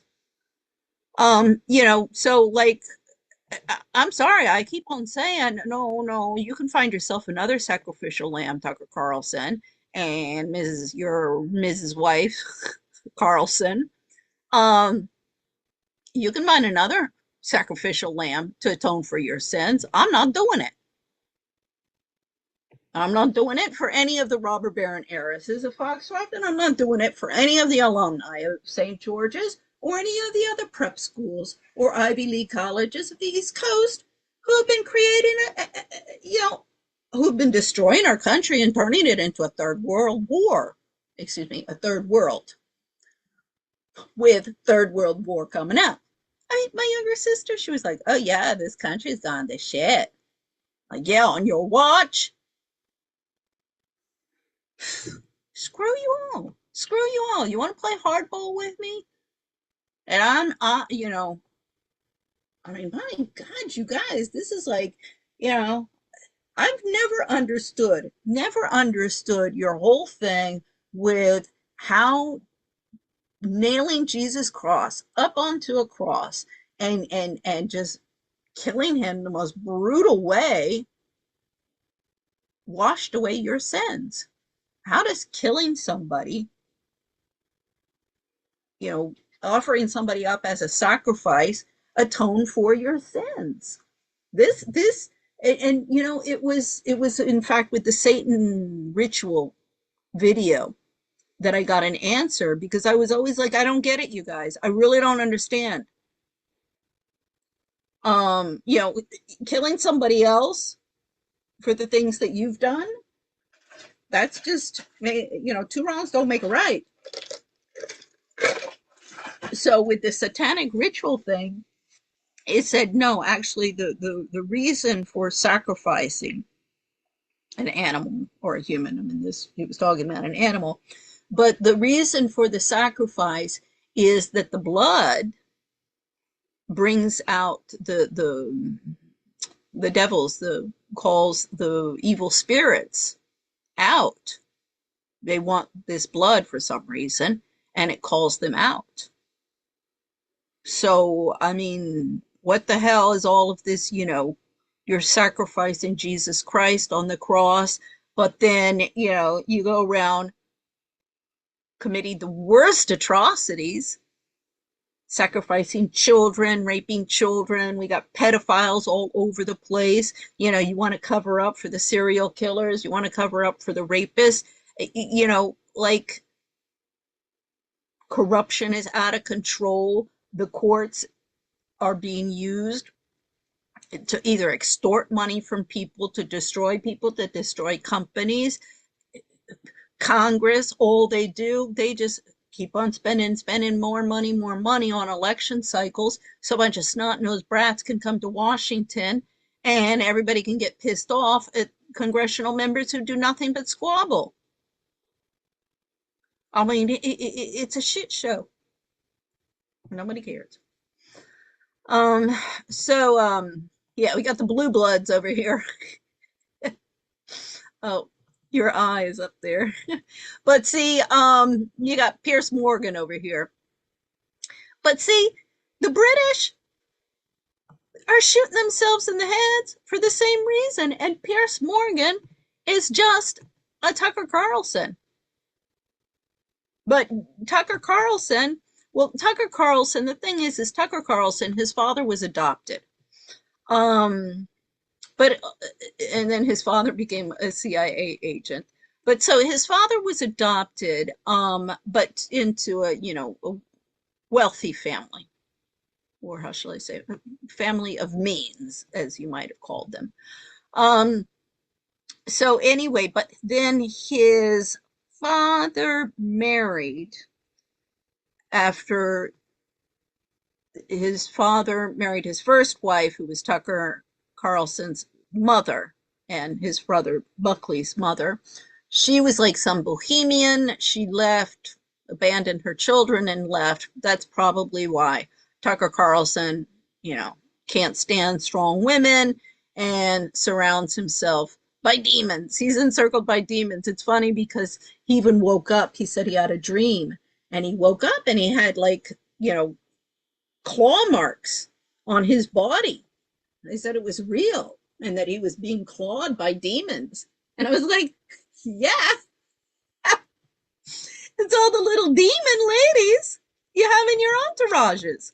I mean, he's like, oh, we love Megyn Kelly. We love, you know, he and his wife, we love Erica Kirk. And we love Candace Owens and everything. It's all this little loving group. And I'm like, yeah. I mean, see, this is where his wife comes in, and she should be able to read Megyn Kelly. Go, look, Megyn Kelly, that little girl, she blows with the wind. But no, I'm sure, you know, Susan Andrews, her father was the headmaster of St. George's when Tucker Carlson was there. Then she was a student there, of course. That's one of the perks. And of course, so social climbing, but he's religious, you know, Episcopalian, whatever they call them. I don't, they're not priests. So vicar, I don't know what their title is. So, but there was sexual assault and sexual harassment of students, between students and teachers to students, when her father was the headmaster. Now, apparently, her father didn't know, you know, wasn't involved, but he is responsible as the headmaster for any kind of cover up and to assure that that's not happening. So once again, I'm like, you know, you see, this is going on all the time. It's been going on all of the time. And so, of course, you know, she's just doing like her mother and like all of the other women. Oh, I don't want to, you know, oh, Lord, no. Us civilized people, we don't have pedophiles. We don't have rapists. We don't have, you know, any violence. Our men are civilized, and so are our women. And it's not true. It's simply not true. So you got the grieving honeypot. Now, I already went into this. This is Turning Point is totally out of control. This is the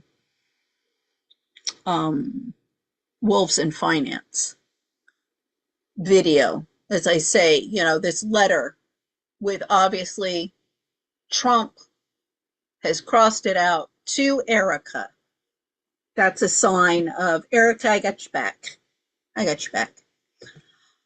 So of course she's not going to worry about this. And the thing is, you know, what TPUSA has done with all of their different nonprofits.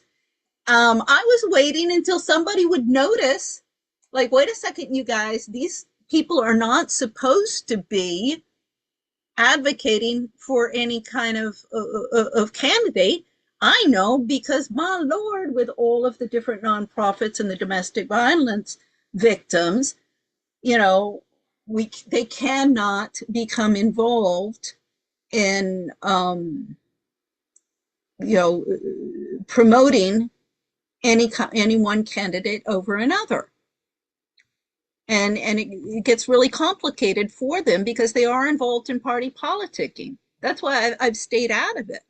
I don't have a nonprofit, and I don't want to, you know, I won't build a nonprofit. I mean, I would if somebody gave me money just for me, to pay for me and a secretary. It wouldn't be a big nonprofit. It wouldn't be a whole bunch of money, as I say, enough for me to live in decent housing conditions. It would definitely help to get a computer, you know, rather than this tiny laptop that barely has enough memory to go online, you know. And that, yeah, okay, I'd be willing, because I could totally justify where I'm spending my money. But other than that, no, I completely stay away from that. No, this is what I want to do with global expats. You really, really want to give money? Get together and invest in my company, Global Expats. See, no handouts.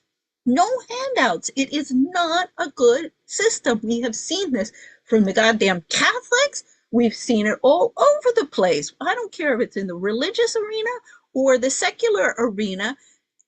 You know, societies which are built on exploitation of people and workers, your family, you know, whoever, and your communities, and then you try and ease your conscience by giving away money or some goddamn charity that at the end of the day only provides for you know, your executive directors and stuff. Because of course, if you really want to help these people, then you would stop all of the exploitation that is producing this situation. But since you don't want that to end, then it's just, okay, let's help this one person or that person, and then we'll put them on a podium, and then they'll say what a wonderful, wonderful people are, and then people will still keep on giving us money. You see how the whole thing works, and it keeps on working like that. No, it's got to stop. I mean, that's what the frickin' see behind me? That's supposed to be the Mayflower. That's what these people came to America the Great to live. So anyway, here again, these are on the slides. I put these on the slides because just to make things easier, you don't have to click onto the Wikipedia page, and also maybe they won't keep it updated. But anyway, here you get all of the, oh, look here, the Biddles. Pam Biddle. She, oh, and I think this actually might be, let's see who this Pam Biddle is, because led to the creation of the National Council on Arts and National Endowment for the Arts. Let's see if this is, because Pam Biddle, see her father, as I say, Pam, this is the Biddle family is from the Mayflower. And we have escort service, Mayflower Madam of the 1980s. That's the precursor, of Ghislaine Maxwell, but instead of going to prison, she got a book deal, and Candice Bergen did a story, TV movie about her life. So, from a wealthy Pennsylvania family, the Biddles, they're not like old, how shall I say it? They came on the Mayflower. Yes, they were prominent Philadelphia families, but it was not, they made their money as merchants, but it wasn't the great wealth. They were not robber barons.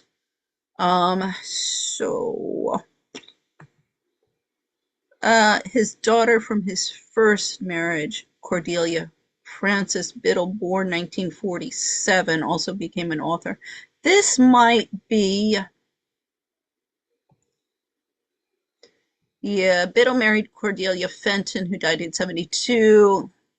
Then he married artist who had been born in the Netherlands. She taught art in Washington. So, yeah, this, because as I say, see, Pam Biddle's, let's see.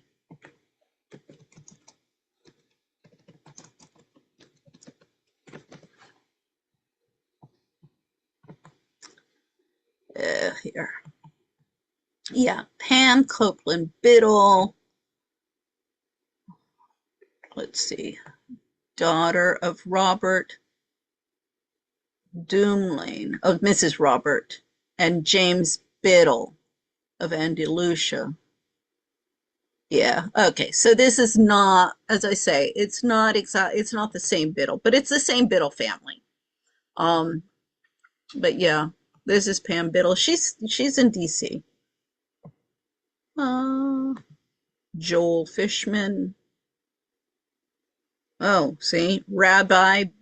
Well, okay, so I guess her husband is Jewish. Oh, yeah, see. She went to U of A and from Foxcroft. Yeah, so, as I say, this when the raping and pillaging starts, not going to be a pretty sight for everybody. They think that they just, they're like, oh, well, we'll just get more military. I mean, we keep on. It reminds me, I tell you, Washington, D.C. reminds me of the movie, Cabaret with Liza Minnelli.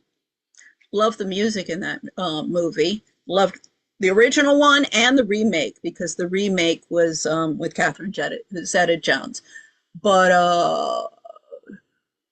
she, in that movie at the beginning, you see a couple of military people in the establishments. I mean, they have a cabaret hall. It's a restaurant cabaret. So you see some military, but by the end of it, they're all over the place. Keep on that same thing in Washington. National Guard kids all over the place. I keep on telling them. I stop them in the streets and I tell them all. I'm like, and I hand out my cards. I'm sure many of them throw them away. I hand out my card. I'm like, go online, go online. You should see my YouTube videos. You know who you guys have to be arresting? You know who you have to arrest? You have to arrest all of the white collar criminals, and you can start with Lobbyville, all of these lobbyists, and then, there's the Democratic Women's Club, National Women's Club here just above DuPont Circle. Oh, those little ladies are out of control. You should get an arrest warrant and arrest them. Oh, and then just head up on DuPont, Connecticut Avenue. You go to the left, you got Calorama on the left. Oh, Lord, that is filled with so many billionaires. You could just go from house to house and passing out arrest warrants.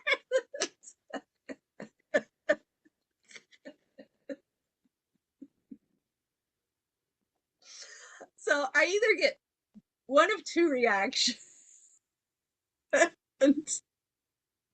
Either they do not like what I am saying and they kind of walk away. But you know what? I think there are quite a few of them who are sitting there like laughing and agree with me. And I think a couple of them might actually be, you know what? This lady may sound crazy, but if this crazy bitch gets a voice, I'd be scared. If I was a white collar person in this town, I'd be real scared. I'd be real scared of this bitch. I do occasionally get that reaction. Occasionally. So we'll see where the winds of war go, you guys. It ain't done till it's done. The war ain't over till the last man standing. So yeah. Anyway, so we still have Charles Hendry, Lawrence University. Now, I'm not familiar with Lawrence University. I have to say, it is, because see, it is, I believe,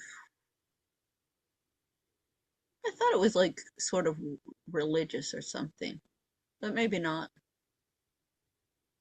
So it was again, oh yeah, matched by Methodist Church. Okay, so it was kind of had some, but I think most of these um, most of the Ivy League schools on the East Coast, I mean, if they were all Puritans, Quakers. I mean, see, the thing is somebody's going to have to sit down and explain to me Methodist, Evangelist, Baptist, uh, Mormon. I mean, like, okay, I know the Mormons can have more than one wife. Like, okay, that's it. But like, what?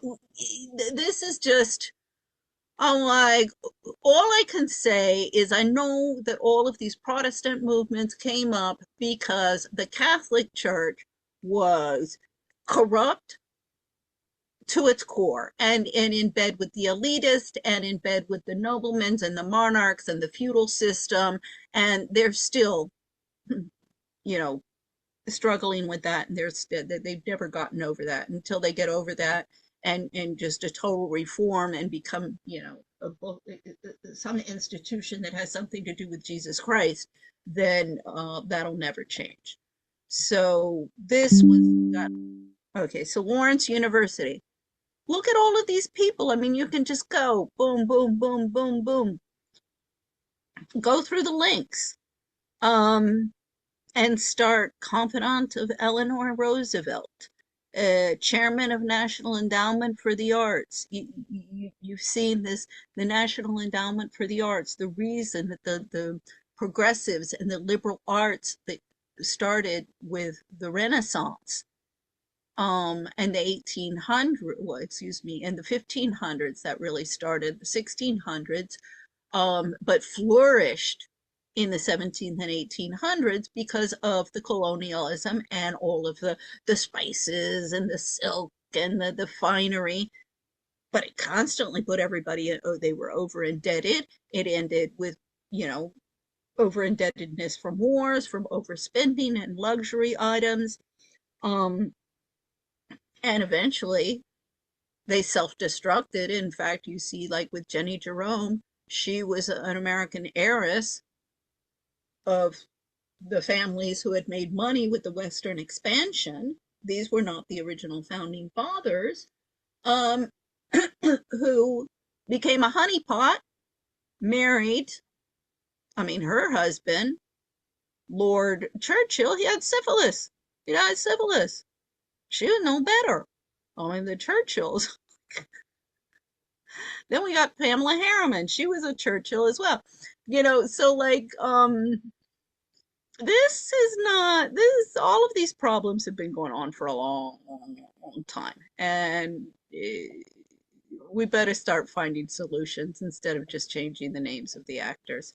And that's what these schools have been all about, and just changing of the guard and been used as social climbing tools instead of centers of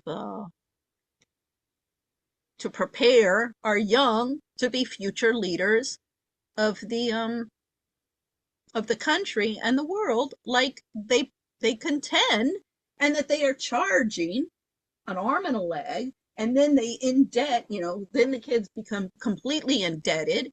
Then all they worry about is paying off school debt and getting, good jobs with the corporations. And it's just a system with no end. And here we go again, again and again. Look, Gallaudet, founder of Gallaudet University. So, as I say, these names are in there. What you really need to do, we need Ian Carroll to start doing, this, what he did. I tell you, it was really cool with all of the airplanes and the globe of the United States, and it had a boom, boom, boom, they were turning all over the place. Really cool graphics. Well, Ian, we need the same type of your magic.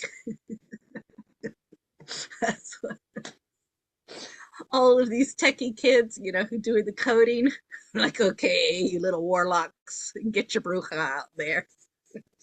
I need it to do this, and I need it to do that, and I need it to do this. See, I've been always on the user side from day one in 2007. I know on the user side, I know what I need, and I know, how to set it up and all of that. I just need somebody on the back end who can code it all.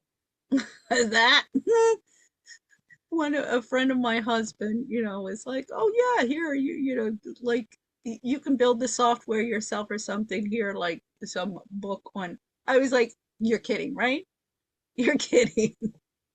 I was like, I loved algebra, I loved geometry, but I hated stats, I hated accounting, and they had me do, when we had to do one computer class. This is back in the 80s, end of the 70s, beginning of the 80s, and in college, I mean, business school, business major, we only had to do one computer class. Now they had like a computer lab, they called it, and I think there were like two computer terminals in there.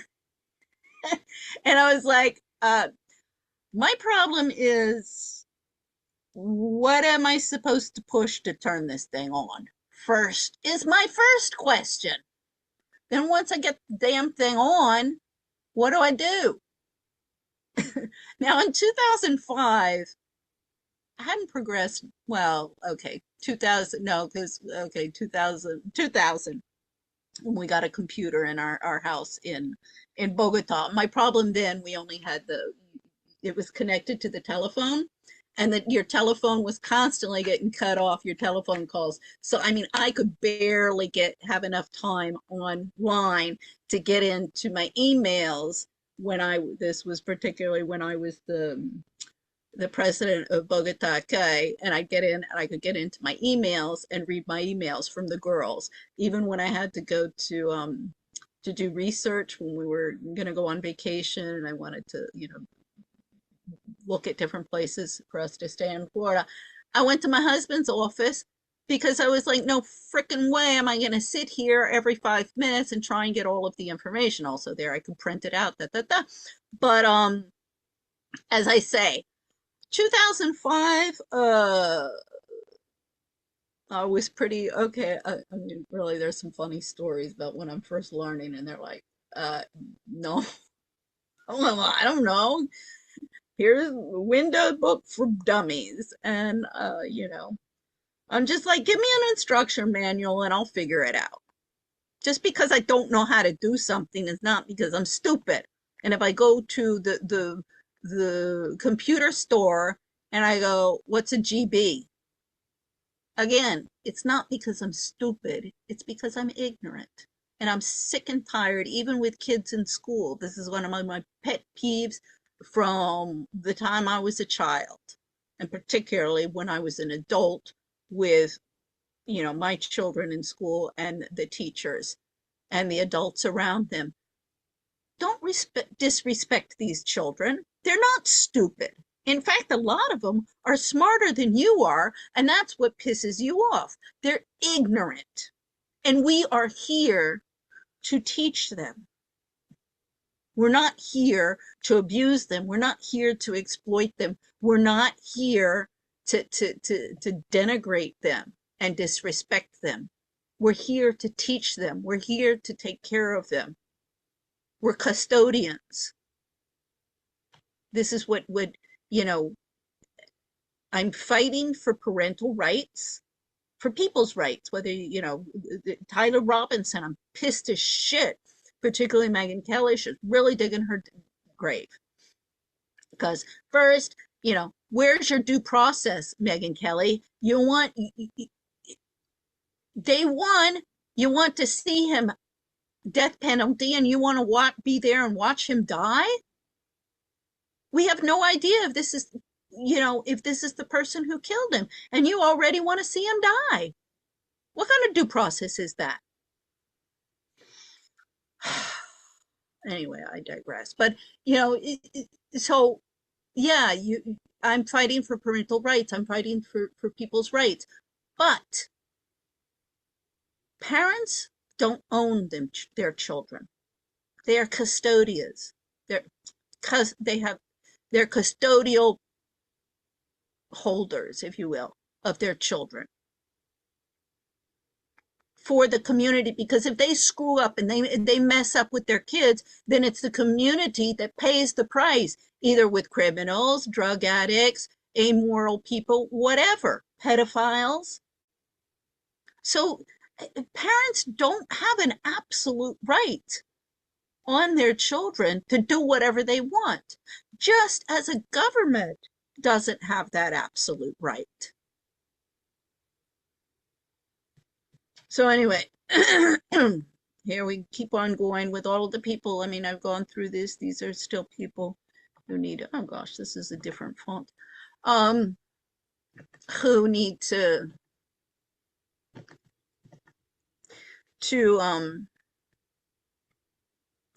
we need to connect the dots, and this is Texas. I don't know, Kelly Rabin, she's one of the podcasters. She's a journalist. Last night she was on. She was also bitching how nobody will work together a couple nights ago. I'm like, okay, here, fine. Here are all my slides. You want to help? And we can even get some, Baron Coleman, somebody had talked about getting some work groups together online. We could get some work groups online. Okay, let's division of labor. You all look at this person, you all look at that person. Let's do Texas. Let's do Arizona. But then when you get into states, you're going to have it, okay, who's going to do,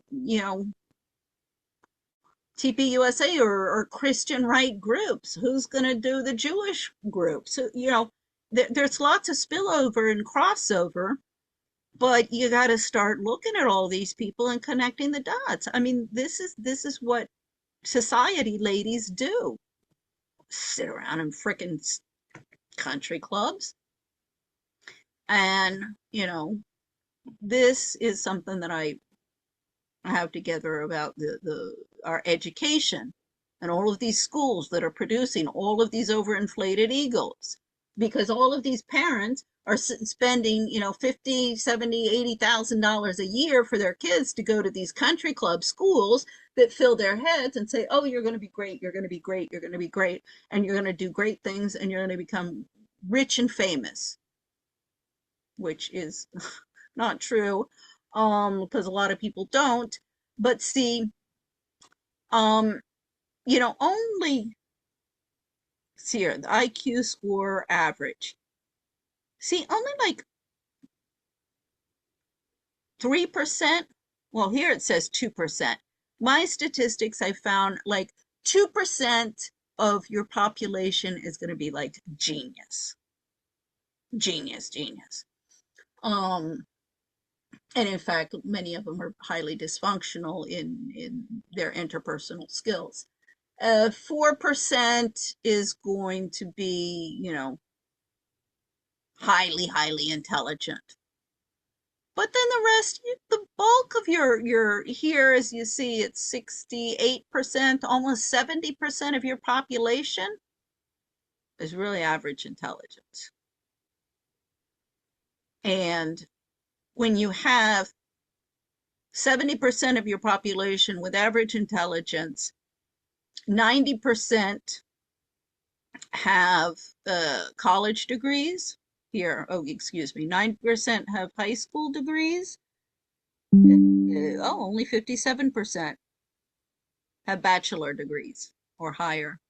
I thought it was higher than that. I really did. I was sure. Bachelors? I thought we were up to above that. Anyway, all of these people have all of these degrees and have paid all of this money for these degrees, and they think that they should get a white collar job. Most of these people have not paid for these degrees. Okay, now you do have some people getting degrees in farming. That's something new. I mean, before your farmers didn't, those were the uneducated people.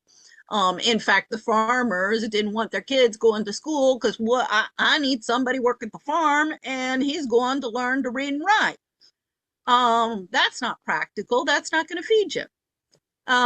So you have this highly educated population, and then like 75% with all of this affirmative action. This came under the Kennedy administration of bringing in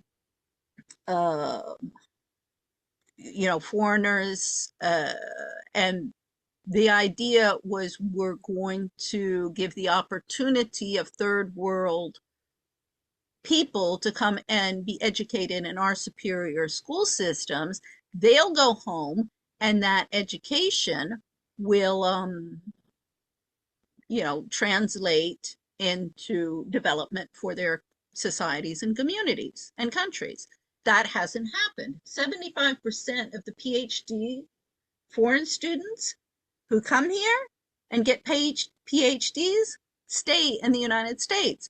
And they are some of the worst at the concentration of wealth and resources, particularly the techie liberal Indians. They created enormous problems. I got a whole slew of Indians, starting with my Indian web designer, who in cahoots with my ex-husband in 2007 cyberjacked my website. He's in Florida. He's sitting pretty in Florida. I want to know what happened with him. I mean, it's my family, screw them. I mean, come on. Bill Gates became, a business developer for Bill Gates became interested in my project in 2007. Sorry. So a business developer becomes interested in this project in 2007. I've shown my ex-husband and I've shown everybody that the platform is a cross between LinkedIn, Facebook, and local search directories.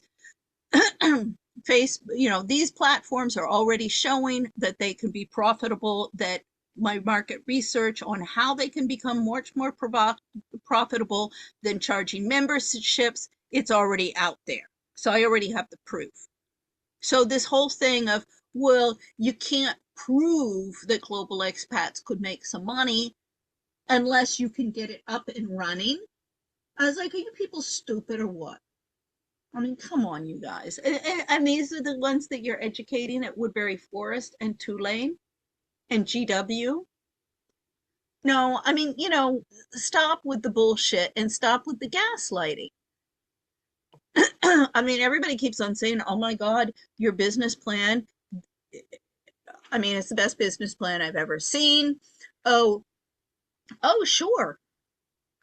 Homemakers, they make 80% of the consumer decision, of a family.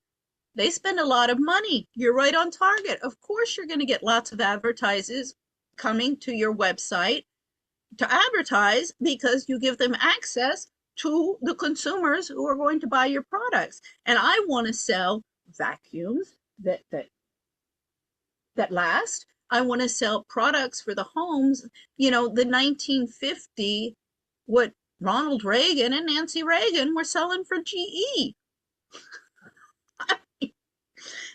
Funny as it might seem, that's the type of platform. But instead of mommy dearest Nancy Reagan at the helm, I want, the how shall I say it? Not the bohemian mom, because the bohemian mom who, oh yeah, cool, do whatever you want and let's hang out and be friends, was not a very good, that's not what kids need. I mean, look at how Rob Reiner's son has turned out with that kind of mentality. I mean, I was like, I even posted, I said, God, it's really quite sad that Rob Reiner was killed by the same type of parenting he was advocating, and All in the Family. I mean, parenting style of living and everything. I mean, really, it's kind of ironic. And I mean, I used to, oh God, Carol Connor. I mean, Archie Bunker. I think he's one of the most brilliant. I mean, Carol Connor, I think, was a brilliant actor. He just did wonders with that character. I think he's one of the most brilliant. They just don't write sitcoms like that anymore. Um, Curb Your Enthusiasm. What could possibly go wrong? Yeah, so anyway, that's Harriet Fulbright. Yeah, Harriet Fulbright. So, people may have heard of the Fulbright Scholarship. That's administered by the State Department. The State Department knows, or they have been using that, and they've been using the Federation of American Women's Clubs overseas, is in bed with the embassies and consulates overseas to cover up the trafficking of children by the American military, all of the subversive activity. These ladies, I mean,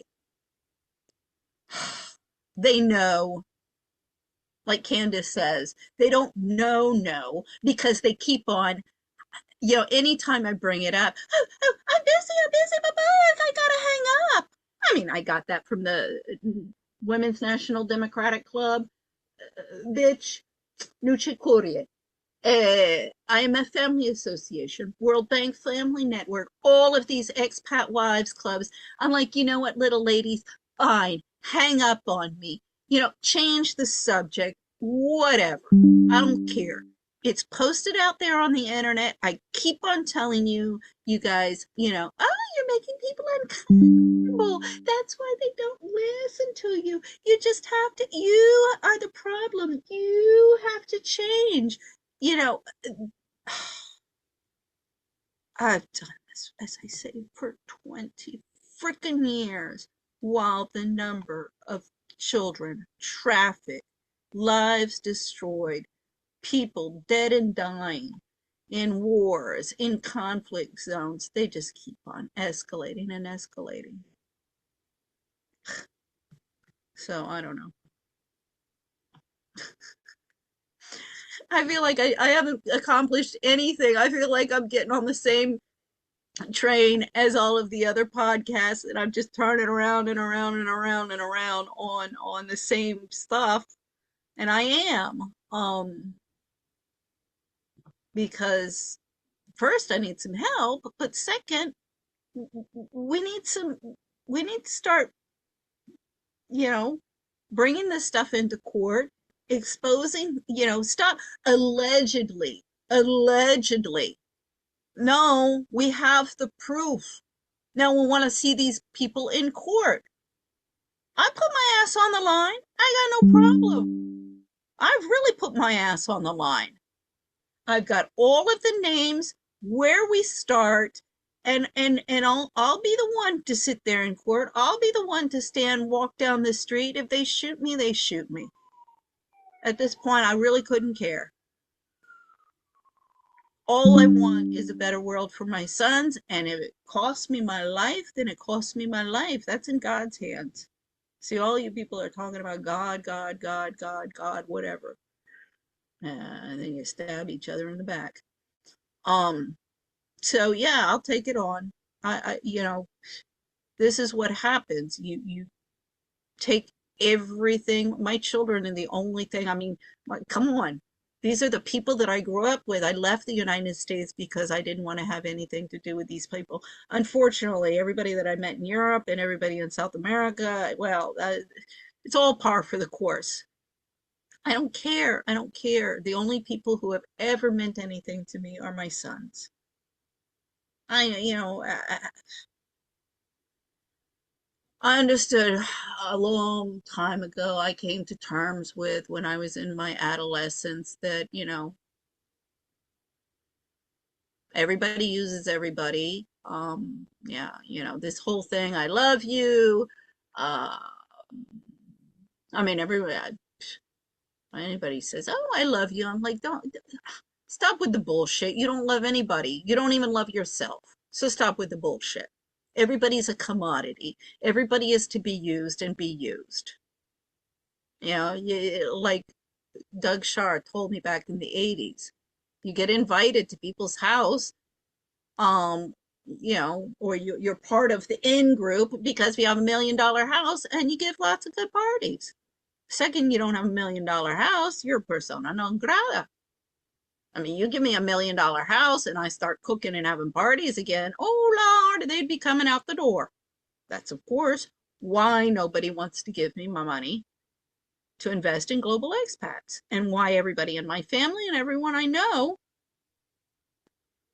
hasn't helped me in that domain, because then they know I'd be given a voice and be given a prominent position in society. Everybody would say, "Oh, look how smart she is. Look how much money she has. Look at the big house she lives in."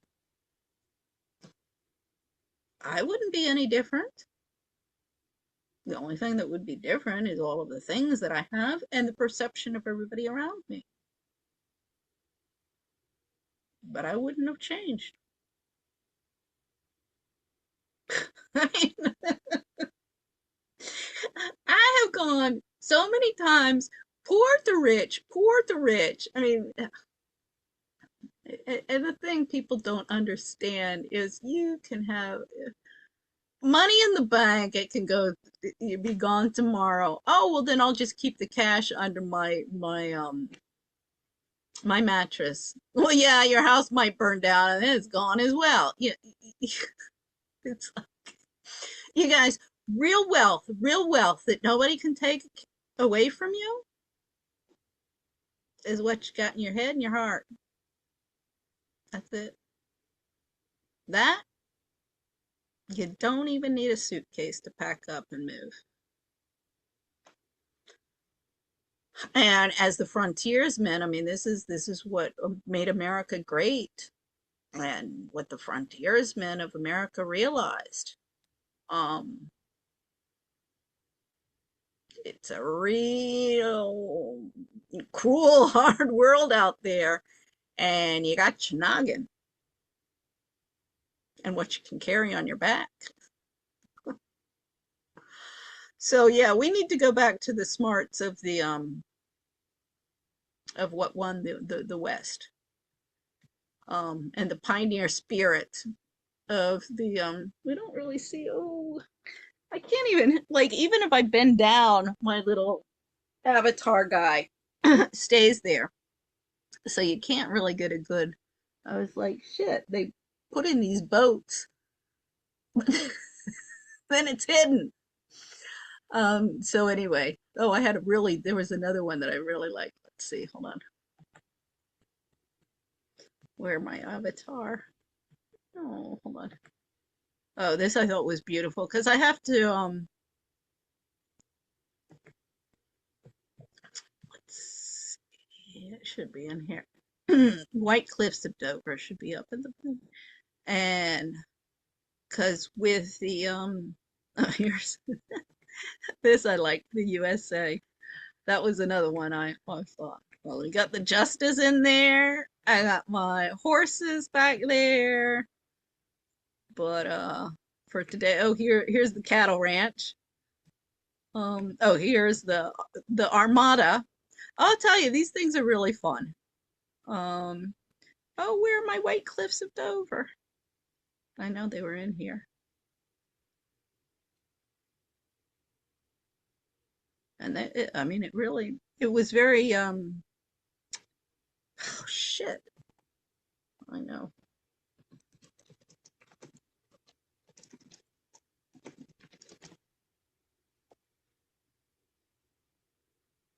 Because the thing is, with Queen, here's one of them,